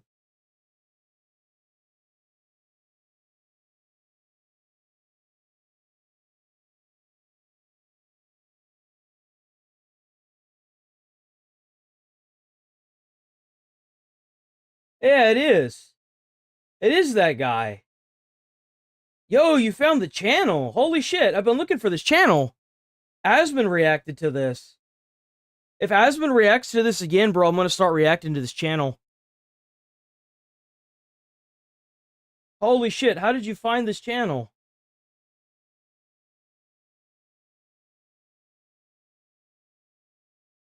That scammer's payback, he might... No.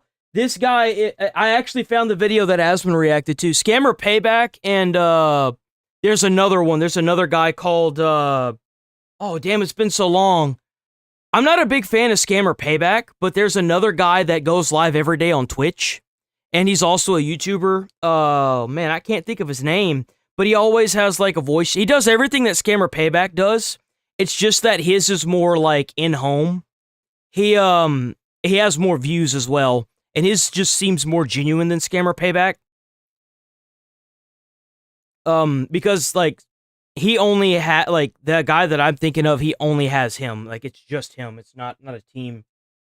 But, yeah, he like, went to Paris and, like, confronted these people. Like, there's actually a thing in Paris where, like, people will walk around, and they have bracelets, and they're like, free bracelet, and then you put your hand out to grab it, right?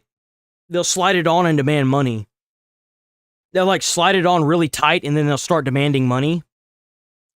And yeah, no, it's a thing. It's a pain in the dick.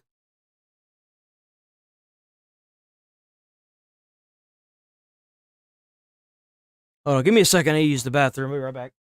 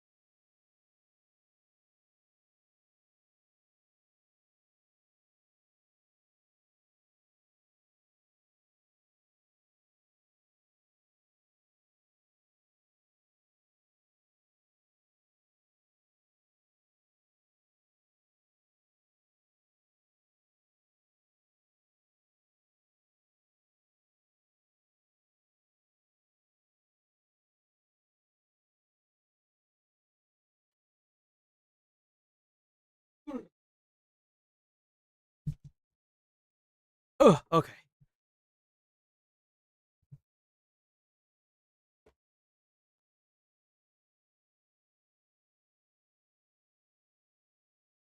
Huh. Okay. Apparently, Billie Eilish is going under some heat. I'm not really a big fan of Billie Eilish.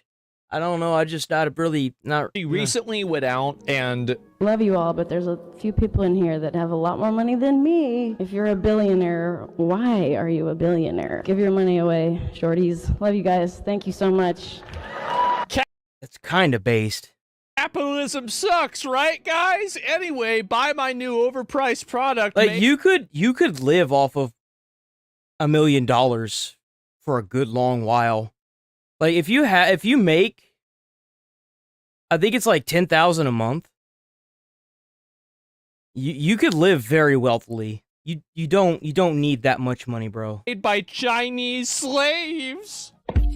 Nope.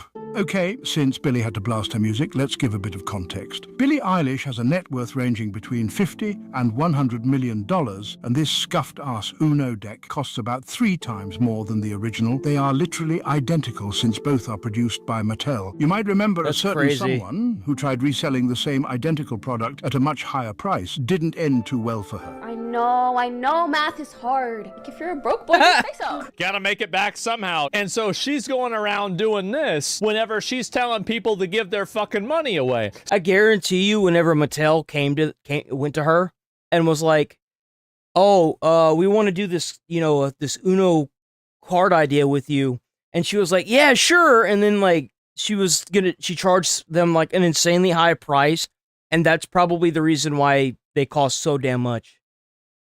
Is because of her. I guarantee you. So brave, so anti-capitalism. Go off, queen. Fight capitalism by buying my garbage products made in China. Don't you hate capitalism? Now you're selling overpriced shit, and it's fuck capitalism unless it benefits me. For an anti-capitalist, this bitch sure does do a lot of capitalism. I am so glad to see this, but I heard paper killed trees and capitalism is bad. Maybe the trees were racist. Everyone who hates capitalism until it benefits them. Exactly. So yeah, they're farming you. Here is the only person that you should listen to in terms of hating capitalism or having any sort of genuine, real socialist ideas. You know who you should be listening to? Me. Obviously. You see, it's me. And here's the reason why. I am one of the only people on the internet that could live with every luxury and every advantage and every benefit and every sort of cool thing. Bro, Asmongold is so rich that he himself, he checks in with his he has like somebody that invests in like stocks and shit for him, and he checks in every couple months and he's like, "We in the positive?" He doesn't ask how much. He asks them, "Are we in the positive?" And the guy's like, "So much." He's like, "Yes." And he's like, "Good on return." He's like, "So much money. So much money." And Asmon's like, "Okay." And then that's the end of the phone call. And this dude lives in his family home. He buys jerky and Chipotle every night. He just recently got a new car because he needed one. He didn't buy a luxury car. He bought like, I think it was like a Mercedes or something. It wasn't like a crazy car, like not like a Lambo or anything.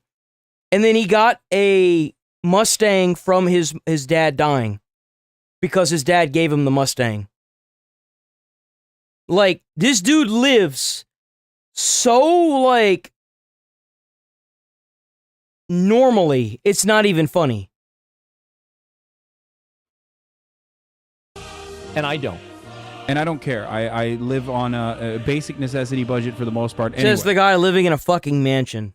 Okay. Like, to give you an idea, Asmon's house was so fucked up that he went into the attic and fell through the attic. He just got his kitchen remodeled because there was no water coming through the faucet. Like, Rich. Anyway. Too much. Or too little. I don't think I'd get a Corolla. I'd probably get I would probably go with a Toyota, honestly. If I were rich, I'd probably go with some kind of Toyota. I'm not sure what I'd get yet, but it would be some kind of Toyota. Because and let me tell you why. I have a good reason for a Toyota. Because if the terrorists in Iraq use Toyotas to drive in that desert, I feel like I could trust a Toyota to get the job done, huh? No. And just like that, Asmon is now the top socialist streamer on Twitch. That's right. Victory!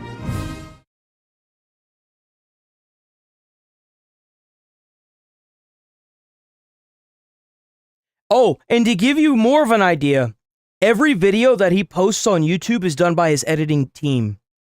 He's got like maybe 1 or 2 people that do that. And here's the kicker. Asmon doesn't get a dime of revenue from his YouTube channel. It all goes to the people that are editing it. He doesn't even have income coming from Twitch. He wants the ads off. Anytime they play an ad on his Twitch channel, he calls them out on the stream. And they stop putting ads.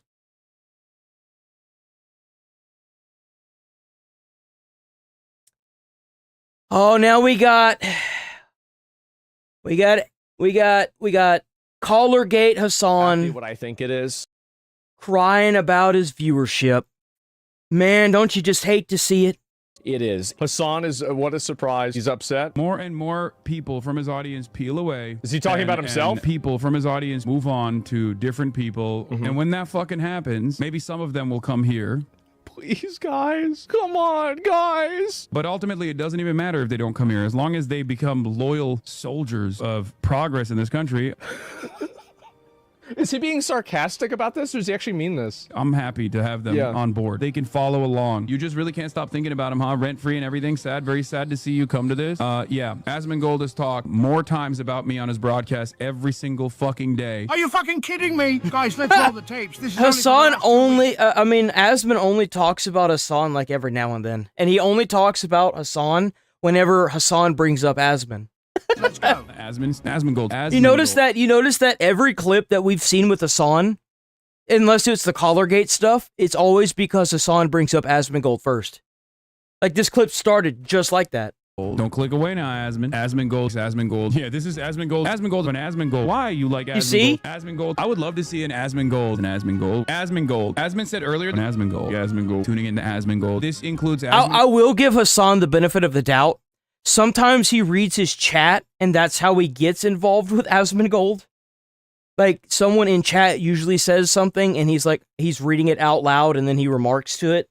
Gold shouts out to Asmongold. I will be checking in with the Asmongold chat as always. Is Asmongold chat screaming woke? Asmongold from Asmongold. You're gonna piss off Asmongold. You remember him breaking down at the Streamer Award, not the Streamer Awards, the gaming stuff, whenever they were doing no, it was the Streamer Awards. Hassan just couldn't leave him alone, huh? Asmongold from Asmongold. How the fuck is Asmongold like Asmongold? Same as Asmongold. This is all Asmongold. How hard Asmongold? The largest is Asmongold. The likes of Asmongold, dude. Me and Asmongold. You notice that Kaya is no longer on the dog bed for most of these clips now? The majority of these clips, Kaya is no longer back there. Like, keep an eye right here while you're watching this. Asmongold,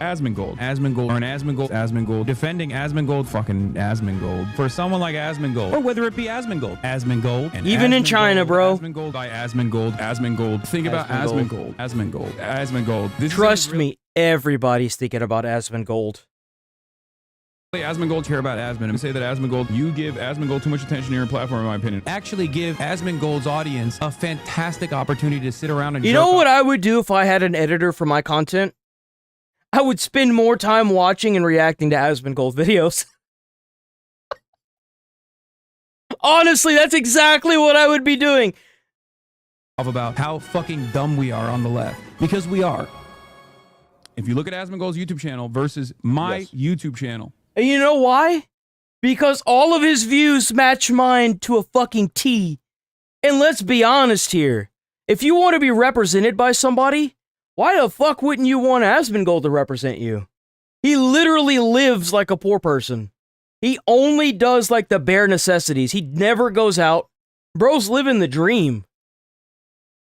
It's not like he's out partying in a big mansion every single night. Like, he's living the most basic life. And he was born and raised fucking poor as shit, too. So, like... What I choose to actually cut... What I choose to actually acknowledge is the fact that Kai is not in the backdrop anymore, Hassan. What's the matter? What happened, Hassan? Bro, holy shit. Every time he talks, there's 2 seconds of silence every 2 words. As the political commentary person on this platform now, botted or not botted, how much he talks about me, there is a major disparity. Oh my God, botted or not botted, everything else. And I get it. You're down bad. Things aren't going very well. You know what your analytics are. You know you've been losing followers like crazy ever since the dog thing, right? It's been massive. Every one of his fans goes, oh, he obviously doesn't care about anything. He doesn't care about money. He still lives in this like filthy home. That's marketing, I guess, to a certain degree. It's marketing. You look to someone like myself and you go, oh, Hassan is a socialist, but he dresses nice. You're engaging with tremendous levels of luxury. Fucking luxury car, jewelry, luxury clothes. Look at that Gucci. Bro, who the fuck needs a Gucci bag? If I get a backpack, man, I want that shit to be... I would get a military backpack before I get a fucking Gucci. I want something that I can throw around and abuse, man. I want to punch the shit out of it when I get mad and not have to worry about it tearing. I want this crap. $3 million luxury house, garbo. Probably $4 million now. I mean, you're going a little farther, right? You need to go. He's on a fucking private jet. Look to my output. Positions on things do not change. Let me think if Hassan's positions on things have changed. He used to say the word retard. I can't argue with retards, okay? You're retarded. I'm being ableist, and you're fucking retarded. And now he's in his virtue signal phase again, where he's not saying it based off of kind of what his audience is saying. The problem Hassan has is that he lies. I am looking forward... Now, this may sound bad, but Asman also said this a lot. Whenever he was growing up, he said this. The F word, the like, not fuck, the F-A-G word. You know, it used to describe like, I guess like gay people. I used to say that to everything. You know, like, in my personal time, I wouldn't actually go out and say that in front of anybody, not even at school or anything, but like whenever I was alone, bro, like I'd be playing a game and I'd just be throwing it out there, right? Lies to people, and he does it so brazenly that people think that he's not worth trusting. If you want people to trust you and like you, you've got to stop lying to them. I agree. I feel like no word, to an extent, I mean, yes, it could offend you, sure. But if I'm calling you a slur or a name, I'm not...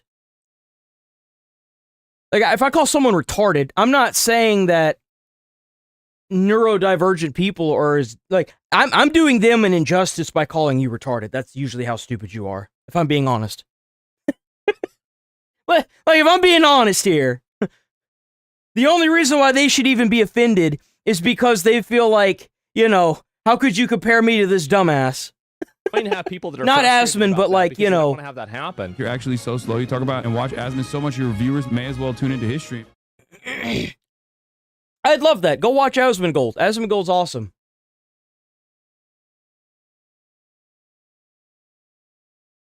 I know this is. I know what this is about. Like I look at it. I know what this is. Have amazing role models like Nicki Minaj, oh, here we go. Like Assassin.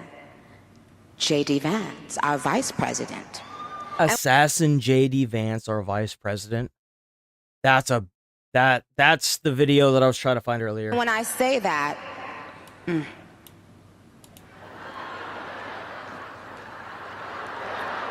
don't get it. Trust me, there's nothing new under the sun that I have not heard, so you're fine. I've heard that she's getting up. This is Kirk's wife. I've heard she's getting a lot of backlash here lately because of how, like, publicized everything she's doing is. I don't get it. Yes, we did. What does that even mean?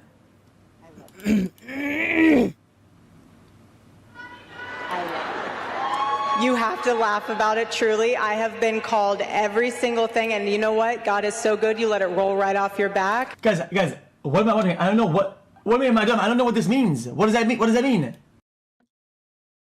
Her husband was assassinated, you fucking midwit. And you have amazing role models like the assassin J.D. Vance, our vice president. And when I say that, You know, it kind of sounded like she was trying to say that the guy that killed Kirk was a role model. You notice how she paused right after she said that? Like, listen to it again. Assassin J.D. Vance. You see that pause? And you have amazing role models like the assassin J.D. Vance. You see how she paused after she said that and emphasized it? Oh, you know how we have amazing role models like Assassin? Think about that. Vice President. And you see it now? You see why it's a big problem? I say that.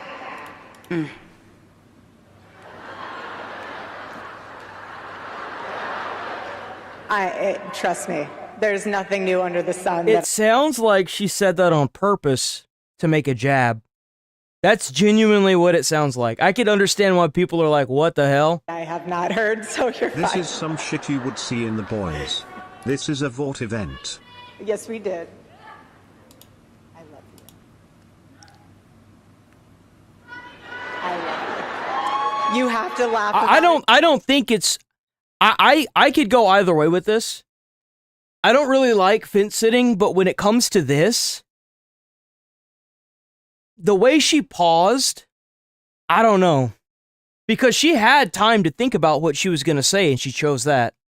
Like, whenever you think and talk about somebody, when do you ever think about saying or calling somebody an assassin? Like, how often does that even happen? Like, before Kirk was killed, I think that I used the word assassins like a couple times just because of shadows. Like, when do you ever use that to compare somebody to something? Ever. It's weird.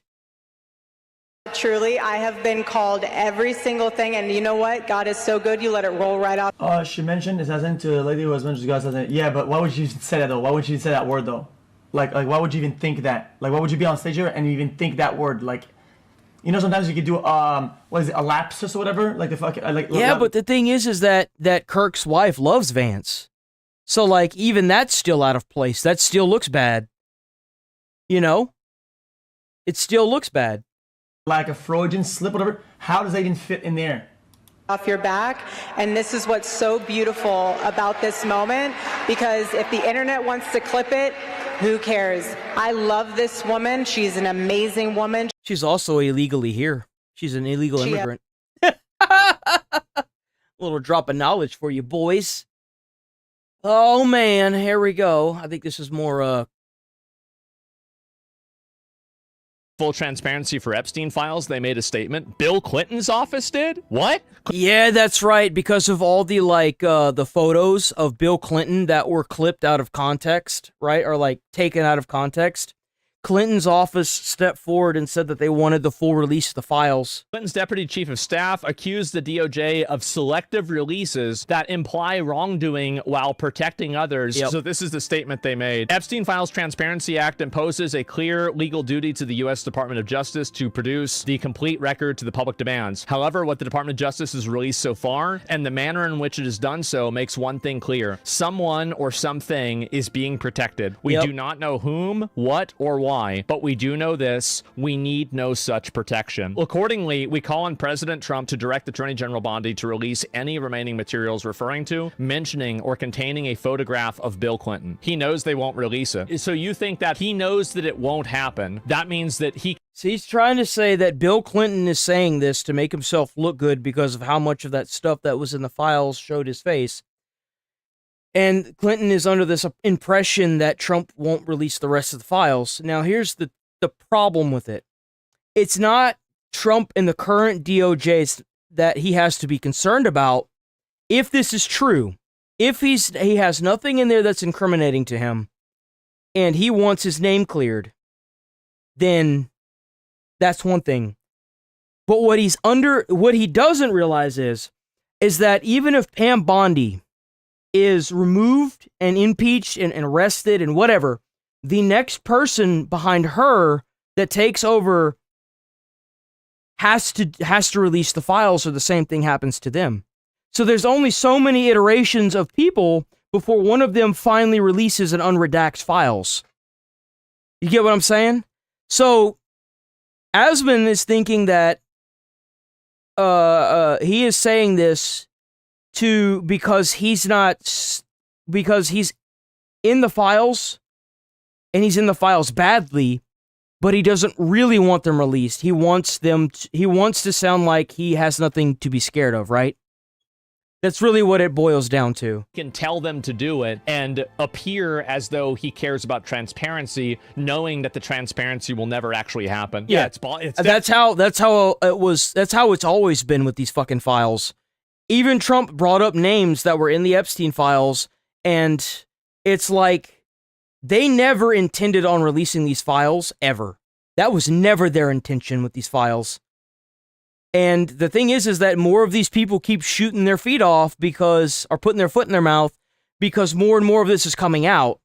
Definitely ballsy, I'll tell you that. Refusal to do so will confirm the widespread suspicion that the Department of Justice actions are not about transparency, but about insinuation, using selective releases to imply wrongdoing about individuals who have already been repeatedly cleared. And I had said this earlier, I said this yesterday whenever we covered this a little bit. With all the people they're insinuating, like Michael Jackson, Clinton, you have other people. Man, what's that name of? It was like someone who was in Britain. It was like a king or queen or some shit. I don't even fucking know. It was like Edward something. How many of these people are going to start coming forward that are high-profile people that have money that actually don't have anything that's going on inside those files, that are going to be like, you need to release these files now before these files fully come out, like, mostly unredacted? You get what I'm saying? Like, they could be shooting their own feet off by releasing the Epstein files the way they did. Like, what if somebody from Michael Jackson's family knows full well that nothing was incriminating in that, and then they start coming forward? You know, like, it becomes this spiral effect. More and more people are going to start calling for the release of these files. This very same Department of Justice over many years under presidents and attorneys generals of both parties. So Bill Clinton is saying, release everything. Here's what I think is going on, okay? If you're at that island and you're around in all of these photos, you knew about it. You knew about it. And I think this wrongdoing was so widespread that I think Biden knew about it. I think Kamala Harris knew about it. Like, you really think that she didn't know? Any administration that got into power after Epstein was arrested and put in jail knew about this. 100%. About this, she was on all these intelligence committees, and a lot of them probably knew about it when they were going around Epstein and stuff too. She knew all of these people, and like, you really think she had no idea who was involved? And she didn't say a fucking thing. All of them knew about it. None of them talked. Donald Trump named Bill Clinton and it makes you wonder why they're so, like, think about it this way. If these files would incriminate most of the United States government, would it not make sense to make sure that you keep the same people in power for as long as possible, so that way these files never get released? Only now that we have younger people that weren't involved getting into office is this now changing. I think their days are numbered. I really do. I think their days are very numbered. Prince Andrew as people that Prince were Andrew, that's it, and people that were bad actors. He named them directly. Bill Clinton. Got a lot of problems coming up, in my opinion, with the famous island with Jeffrey Epstein. That island was really a cesspool. There's no question about it. Just ask Prince Andrew. Has he lost weight? I feel like Trump's lost weight. We don't think that they can go after Bill Clinton, or they've chosen not to act on it. He's not going to get charged. You've got to remember also, Trump was talking about releasing the files. Yeah, it looks like he's lost weight. When he wasn't the president. Would you declassify the Epstein files? Yeah. And then he becomes president. It's like, wow, guys, what do you mean these, the files? What are you talking about files for? I feel like this entire thing is rotten down to its core. Oh, it absolutely is. It absolutely is. There is no side that's wrong. The entire thing is wrong. I mean, if you know about it and you didn't get involved, then you're part of the problem. If you knew this was happening and you didn't say something to somebody out of fear and you didn't leave and you stuck around, you're part of the fucking problem. I absolutely believe that. Say something. And what's crazy is I have done this at several jobs. Say something that's bothering you. You'll be surprised how many people agree with you. You'd find out real quick, really quick, who agrees with you just by speaking what you think.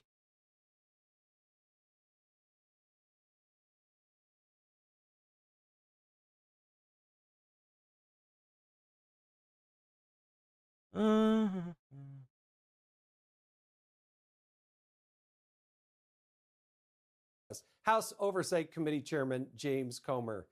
Chairman, thanks so much for joining us. I do appreciate it. I'm glad to see you taking action. The amount of things that are coming across your desk in the first year is just unbelievable to me. Scandal was what? Across your desk in the first year is just unbelievable to me. Reach the billions category. I'm pretty confident it did exceed $1 billion, but let's say it's hundreds of millions of dollars.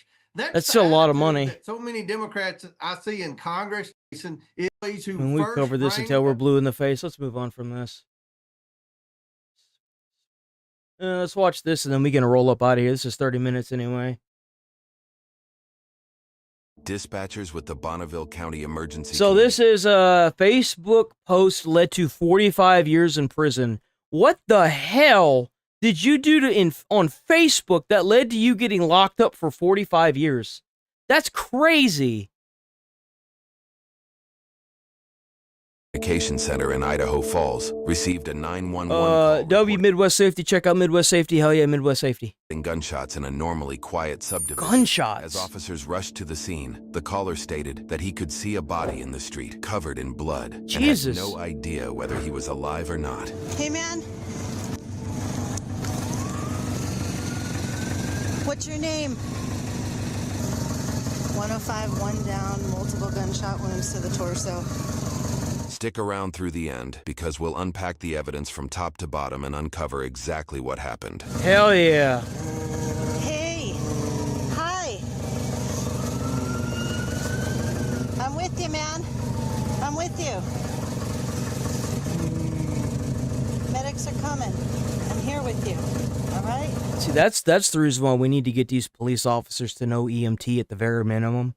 Because, like, whenever you get these calls like this and you're first on scene to a gunshot like this, she should already, like, she should have a medical kit in her thing. She should already be trying to patch this dude up. Seriously. Like, I hate this. Hold on, man. Kenna, can you take down the plate? Maybe put it on 2? Okay. 77, take down 1 John 99022.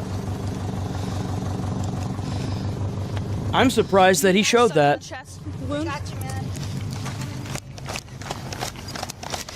We're gonna need 2. 2 of them, Kenna. Huh? We need 2.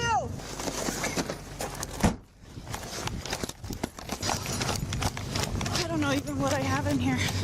I've got a little kit in my bag. Okay. Ooh, that's an ass chewing at a fire department, man. Every morning you got to go through that rucksack and you got to figure out all your tools that you got in there and you got to refill whatever's in there too. Man, ain't nothing worse than when you show up to a scene with somebody got a gunshot wound and you ain't got no goddamn bandages in that bag. That is an ass chewing and a write-up right there. And if you in your probationary period, that's instantaneous termination.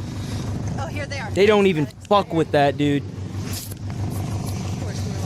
Yeah, they don't have to go through every morning and check their vehicle to know what's in their vehicle. Like, I can't tell you how many of these videos I've seen so far where they open up a police car and there's just shit all inside of their car, man. Like, what is that? What is that about? Like, there's just, like, crap everywhere inside of it, like cans and baseball bats and weird shit. I mean, I guess it's like... Hey, multiple with the torso. We're gonna need chest seal. Look at our shit. And we got at least 1 here. And I haven't even rolled him over. That's okay. McKenna, put your light on his torso for me. I want it to cut through any of your holes here. He's moaned. He started moaning again. You all right? All right, sounds good. Help? Yes. Okay. Yeah, This is all like dead space. I'm gonna fast forward through this. They're just gonna load him up and get him up out of there. If we can. Great pulse. Yeah, he's. I hated being in the back of that damn thing, by the way. I hated that damn vehicle. I hated being in the back of that vehicle so much. I was, whenever I did that, I was part of college, man. And you have to ride with the ambulance like 3 times. Like, it's not a ride along. You actually have to do like medical stuff while you're going through the college. You have to show that you can help a person who's fucked up. I hated like, because I went to like the 3 stations that I had to go to, dude, they were so busy. Constantly through, like, it's so weird because like throughout the day, they would be getting calls constantly, right? And then the minute that nighttime would hit past like a certain time, it would just be dead. It was so weird.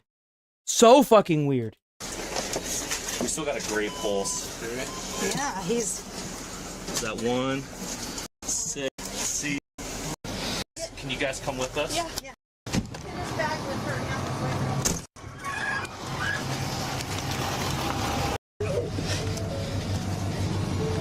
So they'll be driving the ambulance to the hospital? I didn't know they could do that. They could do that? I didn't know the police officers could drive the ambulance. I didn't know that. Yeah, we kind of thought it was fireworks. How many shots? Yeah. How many shots did you hear? I don't know exactly. About like 7, 8? Yeah. A lot. About a lot, yeah. Yeah. And so I saw some through like the fences, like the field. So kind of followed it, wondering what it was. Did you guys see anything or hear anything? You heard it? You watched it? This window right here. You were standing in that window? Man, that is such a pain in the ass. I ain't even gonna lie. If I walked outside to see the dude laying on the ground, I'd be like, fuck.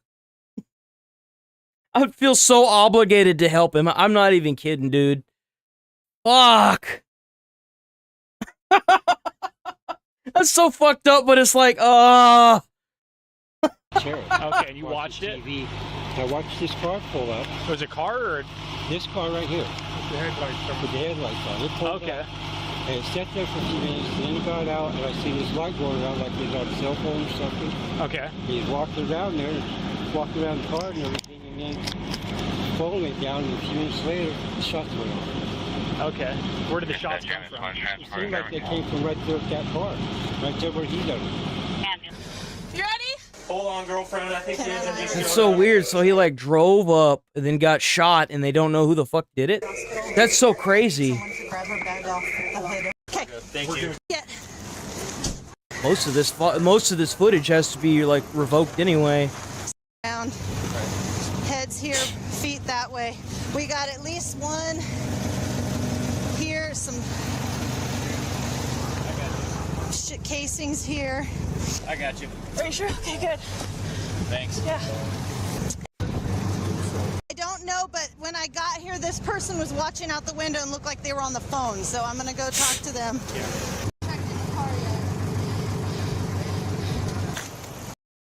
You did? I heard 7 shots. I didn't see anything, but I heard something. Who the hell wears that anymore? Like, is that like an actual sleeping gown? I heard 7 Bro, is this fucking neighborhood from like the 60s? I heard one little sharp, like, and then afterwards, Uh-huh. Did you see a car? I saw a car, so I looked out right after we heard the shots, and... It's a Karen! Run! See how quick she stepped in? You see how quick she stepped in? I saw a car, so I looked out right after we heard the shots, and I don't have a ton of details. I know that it was a sedan, likely 4-door, and it was light-colored, and it took off that direction real fast. And after the shots? After the shots. That car has been in the neighborhood off and on for the last few weeks. The one that's running? The one that's running. Mine is the one behind it. I'm visiting him. Yeah. Okay. All right, you guys heard or saw? I heard. We were walking my dog down the street. We thought it was just fireworks, and then we get a My bad, I didn't mean to jump scare you. outside their car, dead. Laying outside of the white car? Yeah, there was just laying outside. There was more than like 6 shots too. Okay. Was that the only car involved, or was there another car? I don't know. I didn't hear any other cars when it happened. I didn't hear anything going down the road. Okay. I just heard the gunshots. I lived a couple houses down. Okay, you didn't hear like a car speed off or anything like that? No. I just heard about 10 rounds go off, that rapid fire. He lives here. Yeah. My car is the one that's parked behind that. So you guys just heard shots and shots. Yeah, I you're the one who was laying called on that 911. bed. you're the caller. I was laying Is on there the not bed like a house on the other side of the street? Like, and I heard four, bam, bam, bam, bam. And then just a little hesitation and 3 more. damn. I don't know if we are looking. So I guess the initial 3 shots is what led to him being like, you know, getting laid out, and then he shot him 3 more times while he was on the ground. That's crazy. That's crazy. I haven't talked to anyone of these Bro guys was shooting to kill that dude. who have seen the suspect vehicle. None of these guys are saying they saw any other vehicle other than that one. There may have been, obviously. I get the 45 years in prison Out of now. the house or something. Right. A neighbor says as soon as the shots went off, they saw a small, light-colored sedan, early 2000s model, speeding off northbound. The guy right across the street. Say. Oh, okay, when you came on? Yeah. So there might How do have you been know a exactly what year it is? I mean, Jesus. vehicle that left the area. We're not sure. No cars like that. But we heard a full-size truck, unknown make, model, or color, and then something about there might have been a station wagon or something. Okay. He was out, he saw We got 4 different cars now. pretty shortly what happened. Couldn't describe anything specific, but the truck actually went westbound. We got a truck, a sedan, and a fucking a station wagon. Little light-colored sedan. No. Okay. No. Any luck with that? We'll make With the cameras? It doesn't work. It's not working.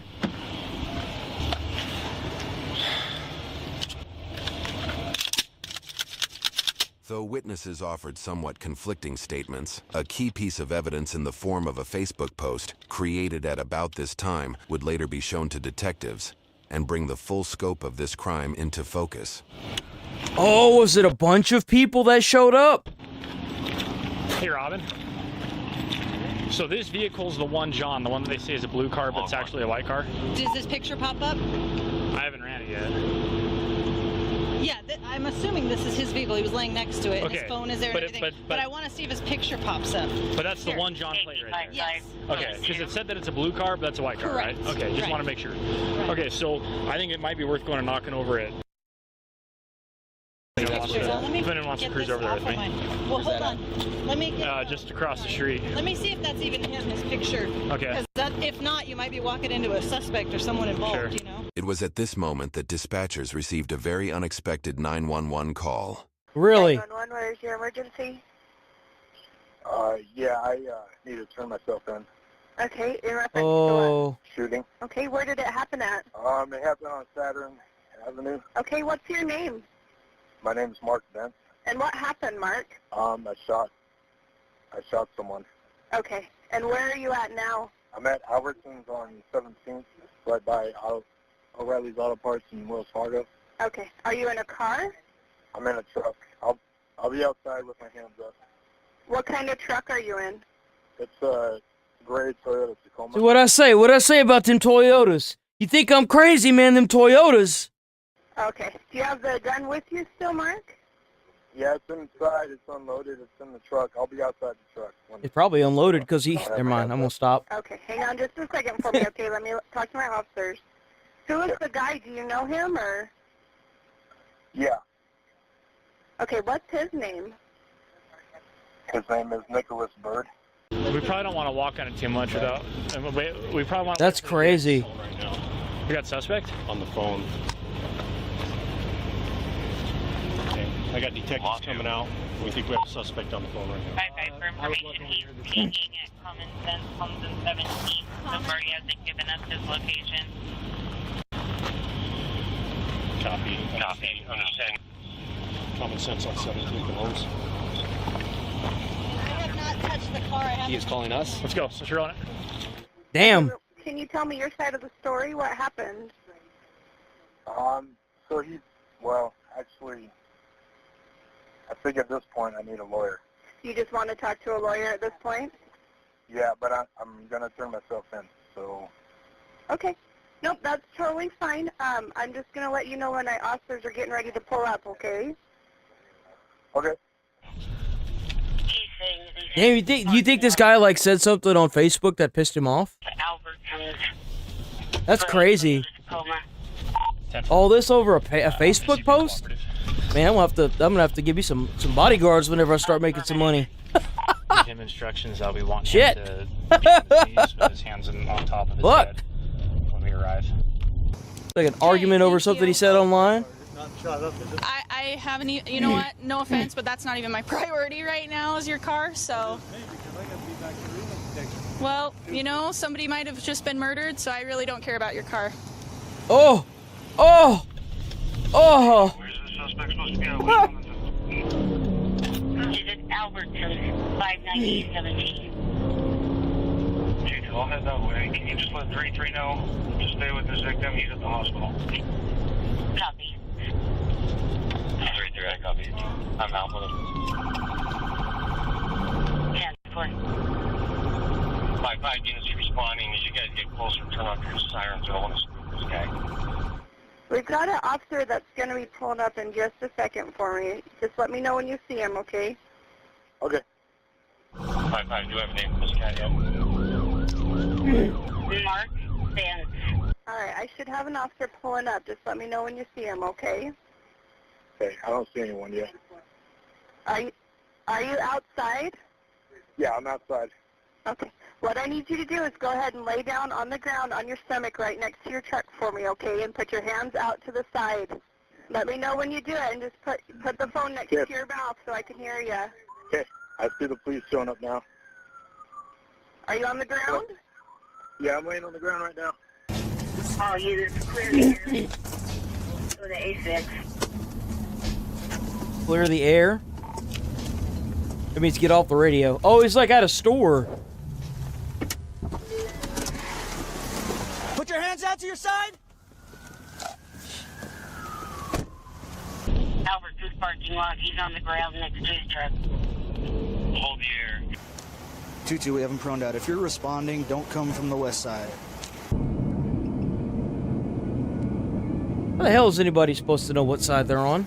Hey, let me get on my driver's side with the deputy, and then we'll bring him to that side. Oh, come on, guys. He's on the damn ground. Just go up and get him. Come on. Why the hell they do this? Just go get him. Slowly. Slowly. Hands on your head and raise your fingers. Stand up to your feet. On the top. On the top. Lift it up. Okay. Slowly. Stop. Just have him go straight back. To your right. Oh my God. Hands on top of your... Is anyone else in the vehicle? 2-2, we have one. Police. It's my very first shooting scene of everything. Rifle front, rifle point. Okay, we're gonna go driver's side or... On you. Bro, you got him in handcuffs. Oh, they're gonna clear the vehicle. That makes sense. Clear, clear. Firearm on the passenger seat. Yeah. Ty, you got your phone on you, Tyson? If not, I'll grab mine. I think we have dicks coming out, so we can just let them touch everything. There it is. A 9mm?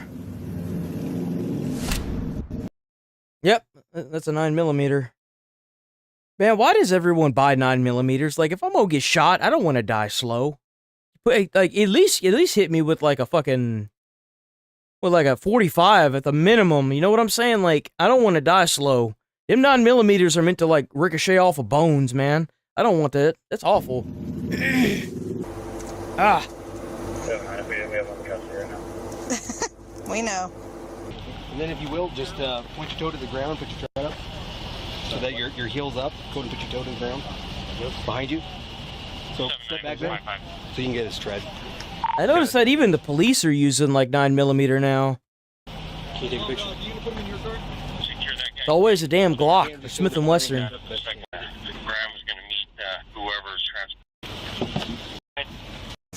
Shooting this way, and if so, did they all just go into him and nothing? I'm not seeing any.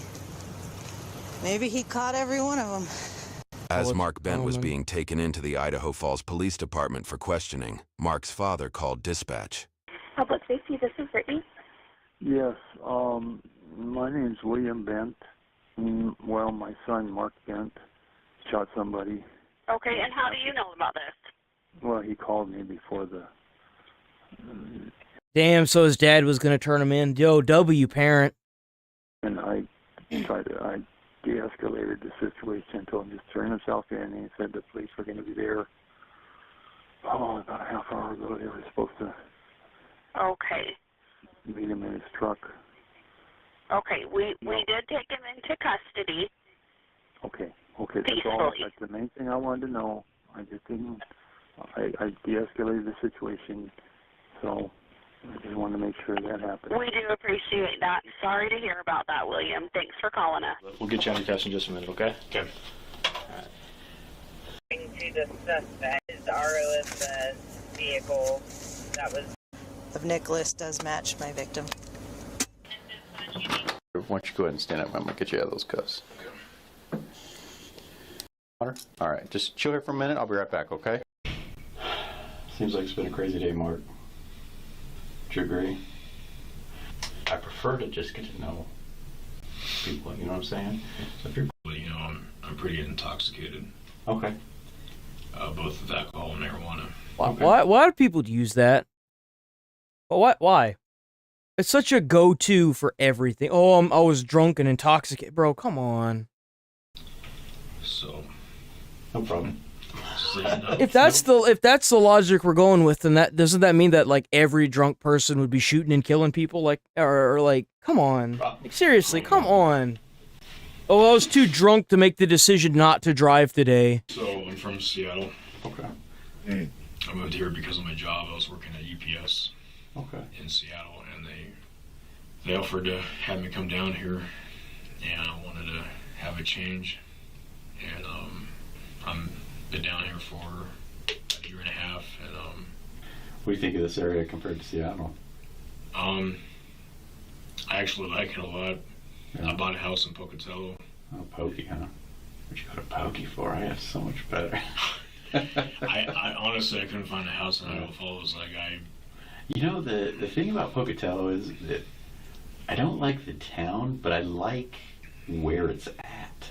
Like, because it's like right in that valley.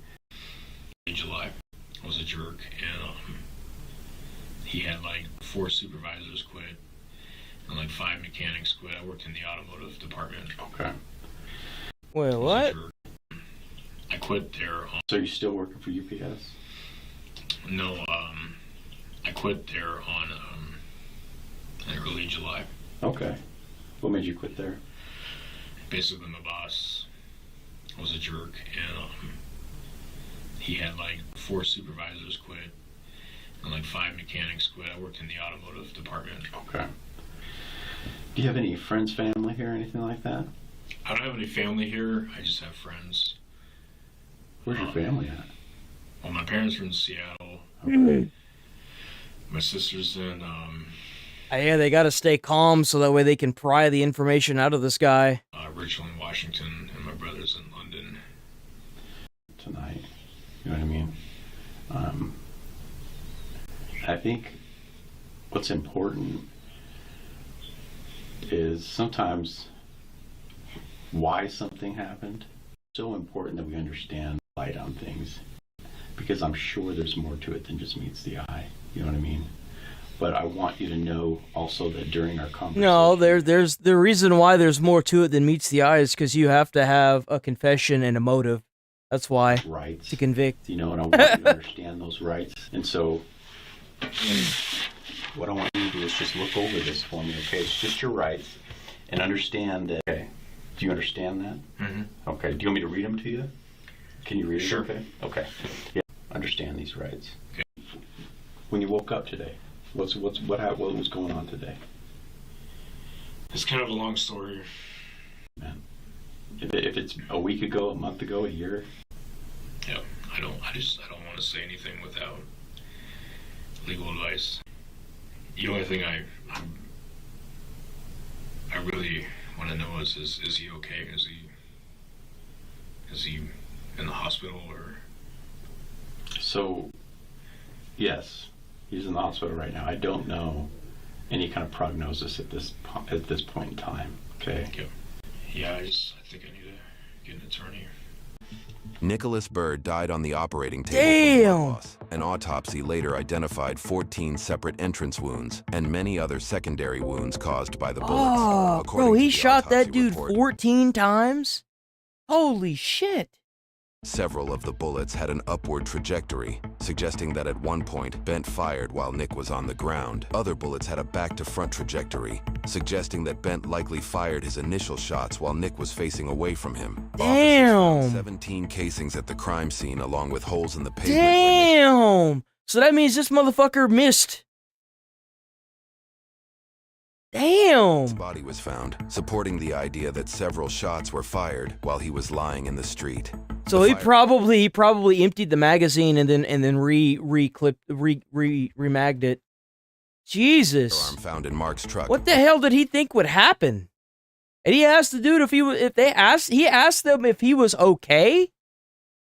Jesus. 2 magazines loaded with 17 bullets each matched the casings found at the scene. Oh no, okay, so no, he just did 1 magazine, okay. An image recovered from Nick's phone taken moments before the initial 911 calls were placed depicts a broken side mirror, which Bent confessed to breaking during trial proceedings, suggesting that the broken mirror was used to distract Nick while Bent sprung his ambush. The final piece of the puzzle fell into place when the lead detective answered a 911 call from a couple who was worried about their friend, Mark Bent, who had made a troubling Facebook post after the shooting. So, let me see what you guys found. He's just a pretty good friend to us, and we're just really concerned, and if he did do something, even though he's our friend, we need, you know? I am saddened to say that I have committed some serious crimes today that will put me in jail for the rest of my life or lead to death. As some of you know, shortly after I moved to Idaho Falls, I was slandered on Facebook, with rumors of me being an undercover police officer. Those rumors were followed by threats, harassment, and more slander. But my main goal was to kill Nick Bird, the founder of the Castaways that started all of this by spreading rumors. He also posted where I work. We have him in custody. Oh man, that sucks. Bro was being harassed online. Oof, that sucks. Damn, it kind of makes you re-question everything you just saw, don't you? I mean, there's a reason why you didn't get the death penalty of life, but... Can you tell us anything about it? Or... Well... Did anyone get hurt, or...? Yes. The extent we don't know yet. Everything's still under investigation. Snapped. Yep. Gosh. I mean, like, at what point of you harassing somebody do they end up snapping and killing you? Like, because he couldn't get a job, he got fired from his job, and you keep harassing him, like, come on. I don't know. Found.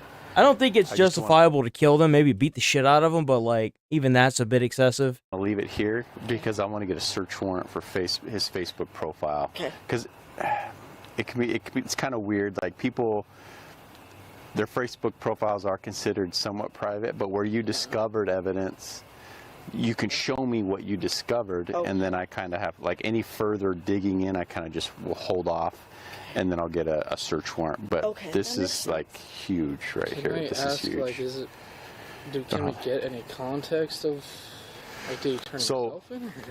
I just can't disclose anything now.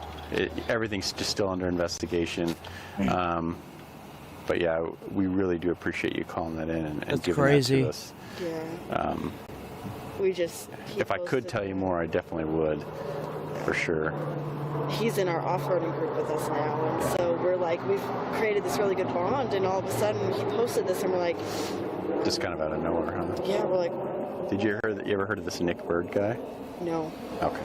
No, this is, yeah. A subsequent search of Bent's residence yielded additional 9mm Luger rounds, matching the rounds found at the crime scene and those found in the additional magazines in his truck. Damn. Detectives also found higher capacity long guns in their search. Bro, holy shit, those are some good guns. His truck. Wait a minute. Detectives. Man, look at that. Damn. Also found higher capacity long guns Damn, it sucks. They're gonna take those guns and lock them up. They ain't never gonna be used again. in their search, along with an empty handgun case and a receipt for a 9mm Luger pistol, the same pistol found in Bent's truck. Detectives also found multiple pill bottles containing citalopram, an SSRI used to treat clinical depression, along with marijuana and alcohol, which, combined with SSRIs, can worsen symptoms of depression and escalate anxiety and paranoia. Damn, Mark really? was charged with first-degree murder and using a deadly weapon in commission of a felony. He was given a public defender and pleaded guilty. But after firing his public defender and hiring a private attorney, he changed his plea to not guilty. Hold on, give me a second. Hello?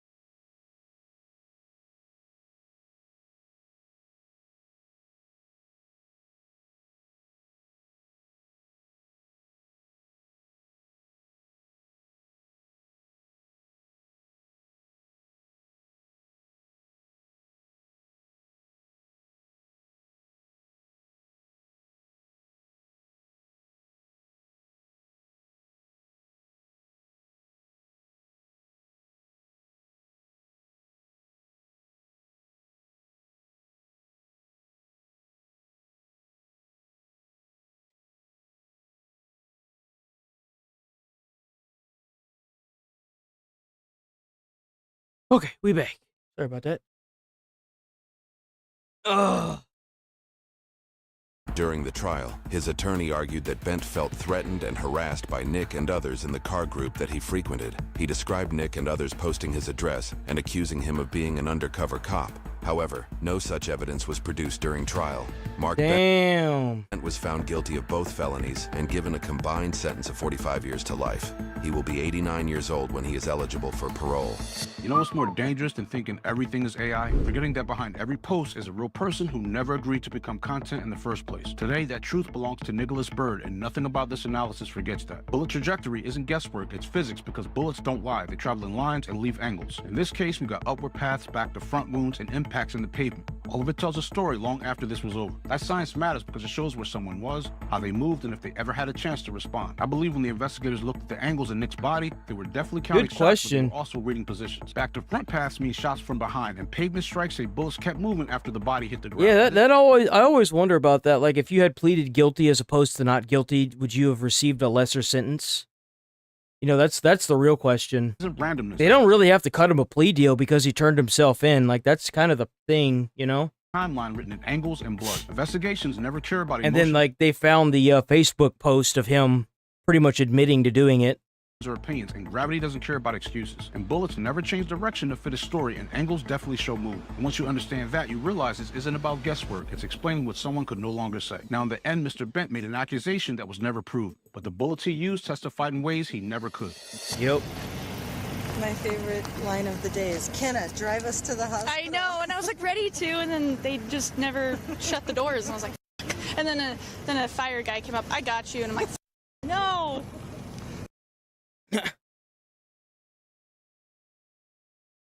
All right.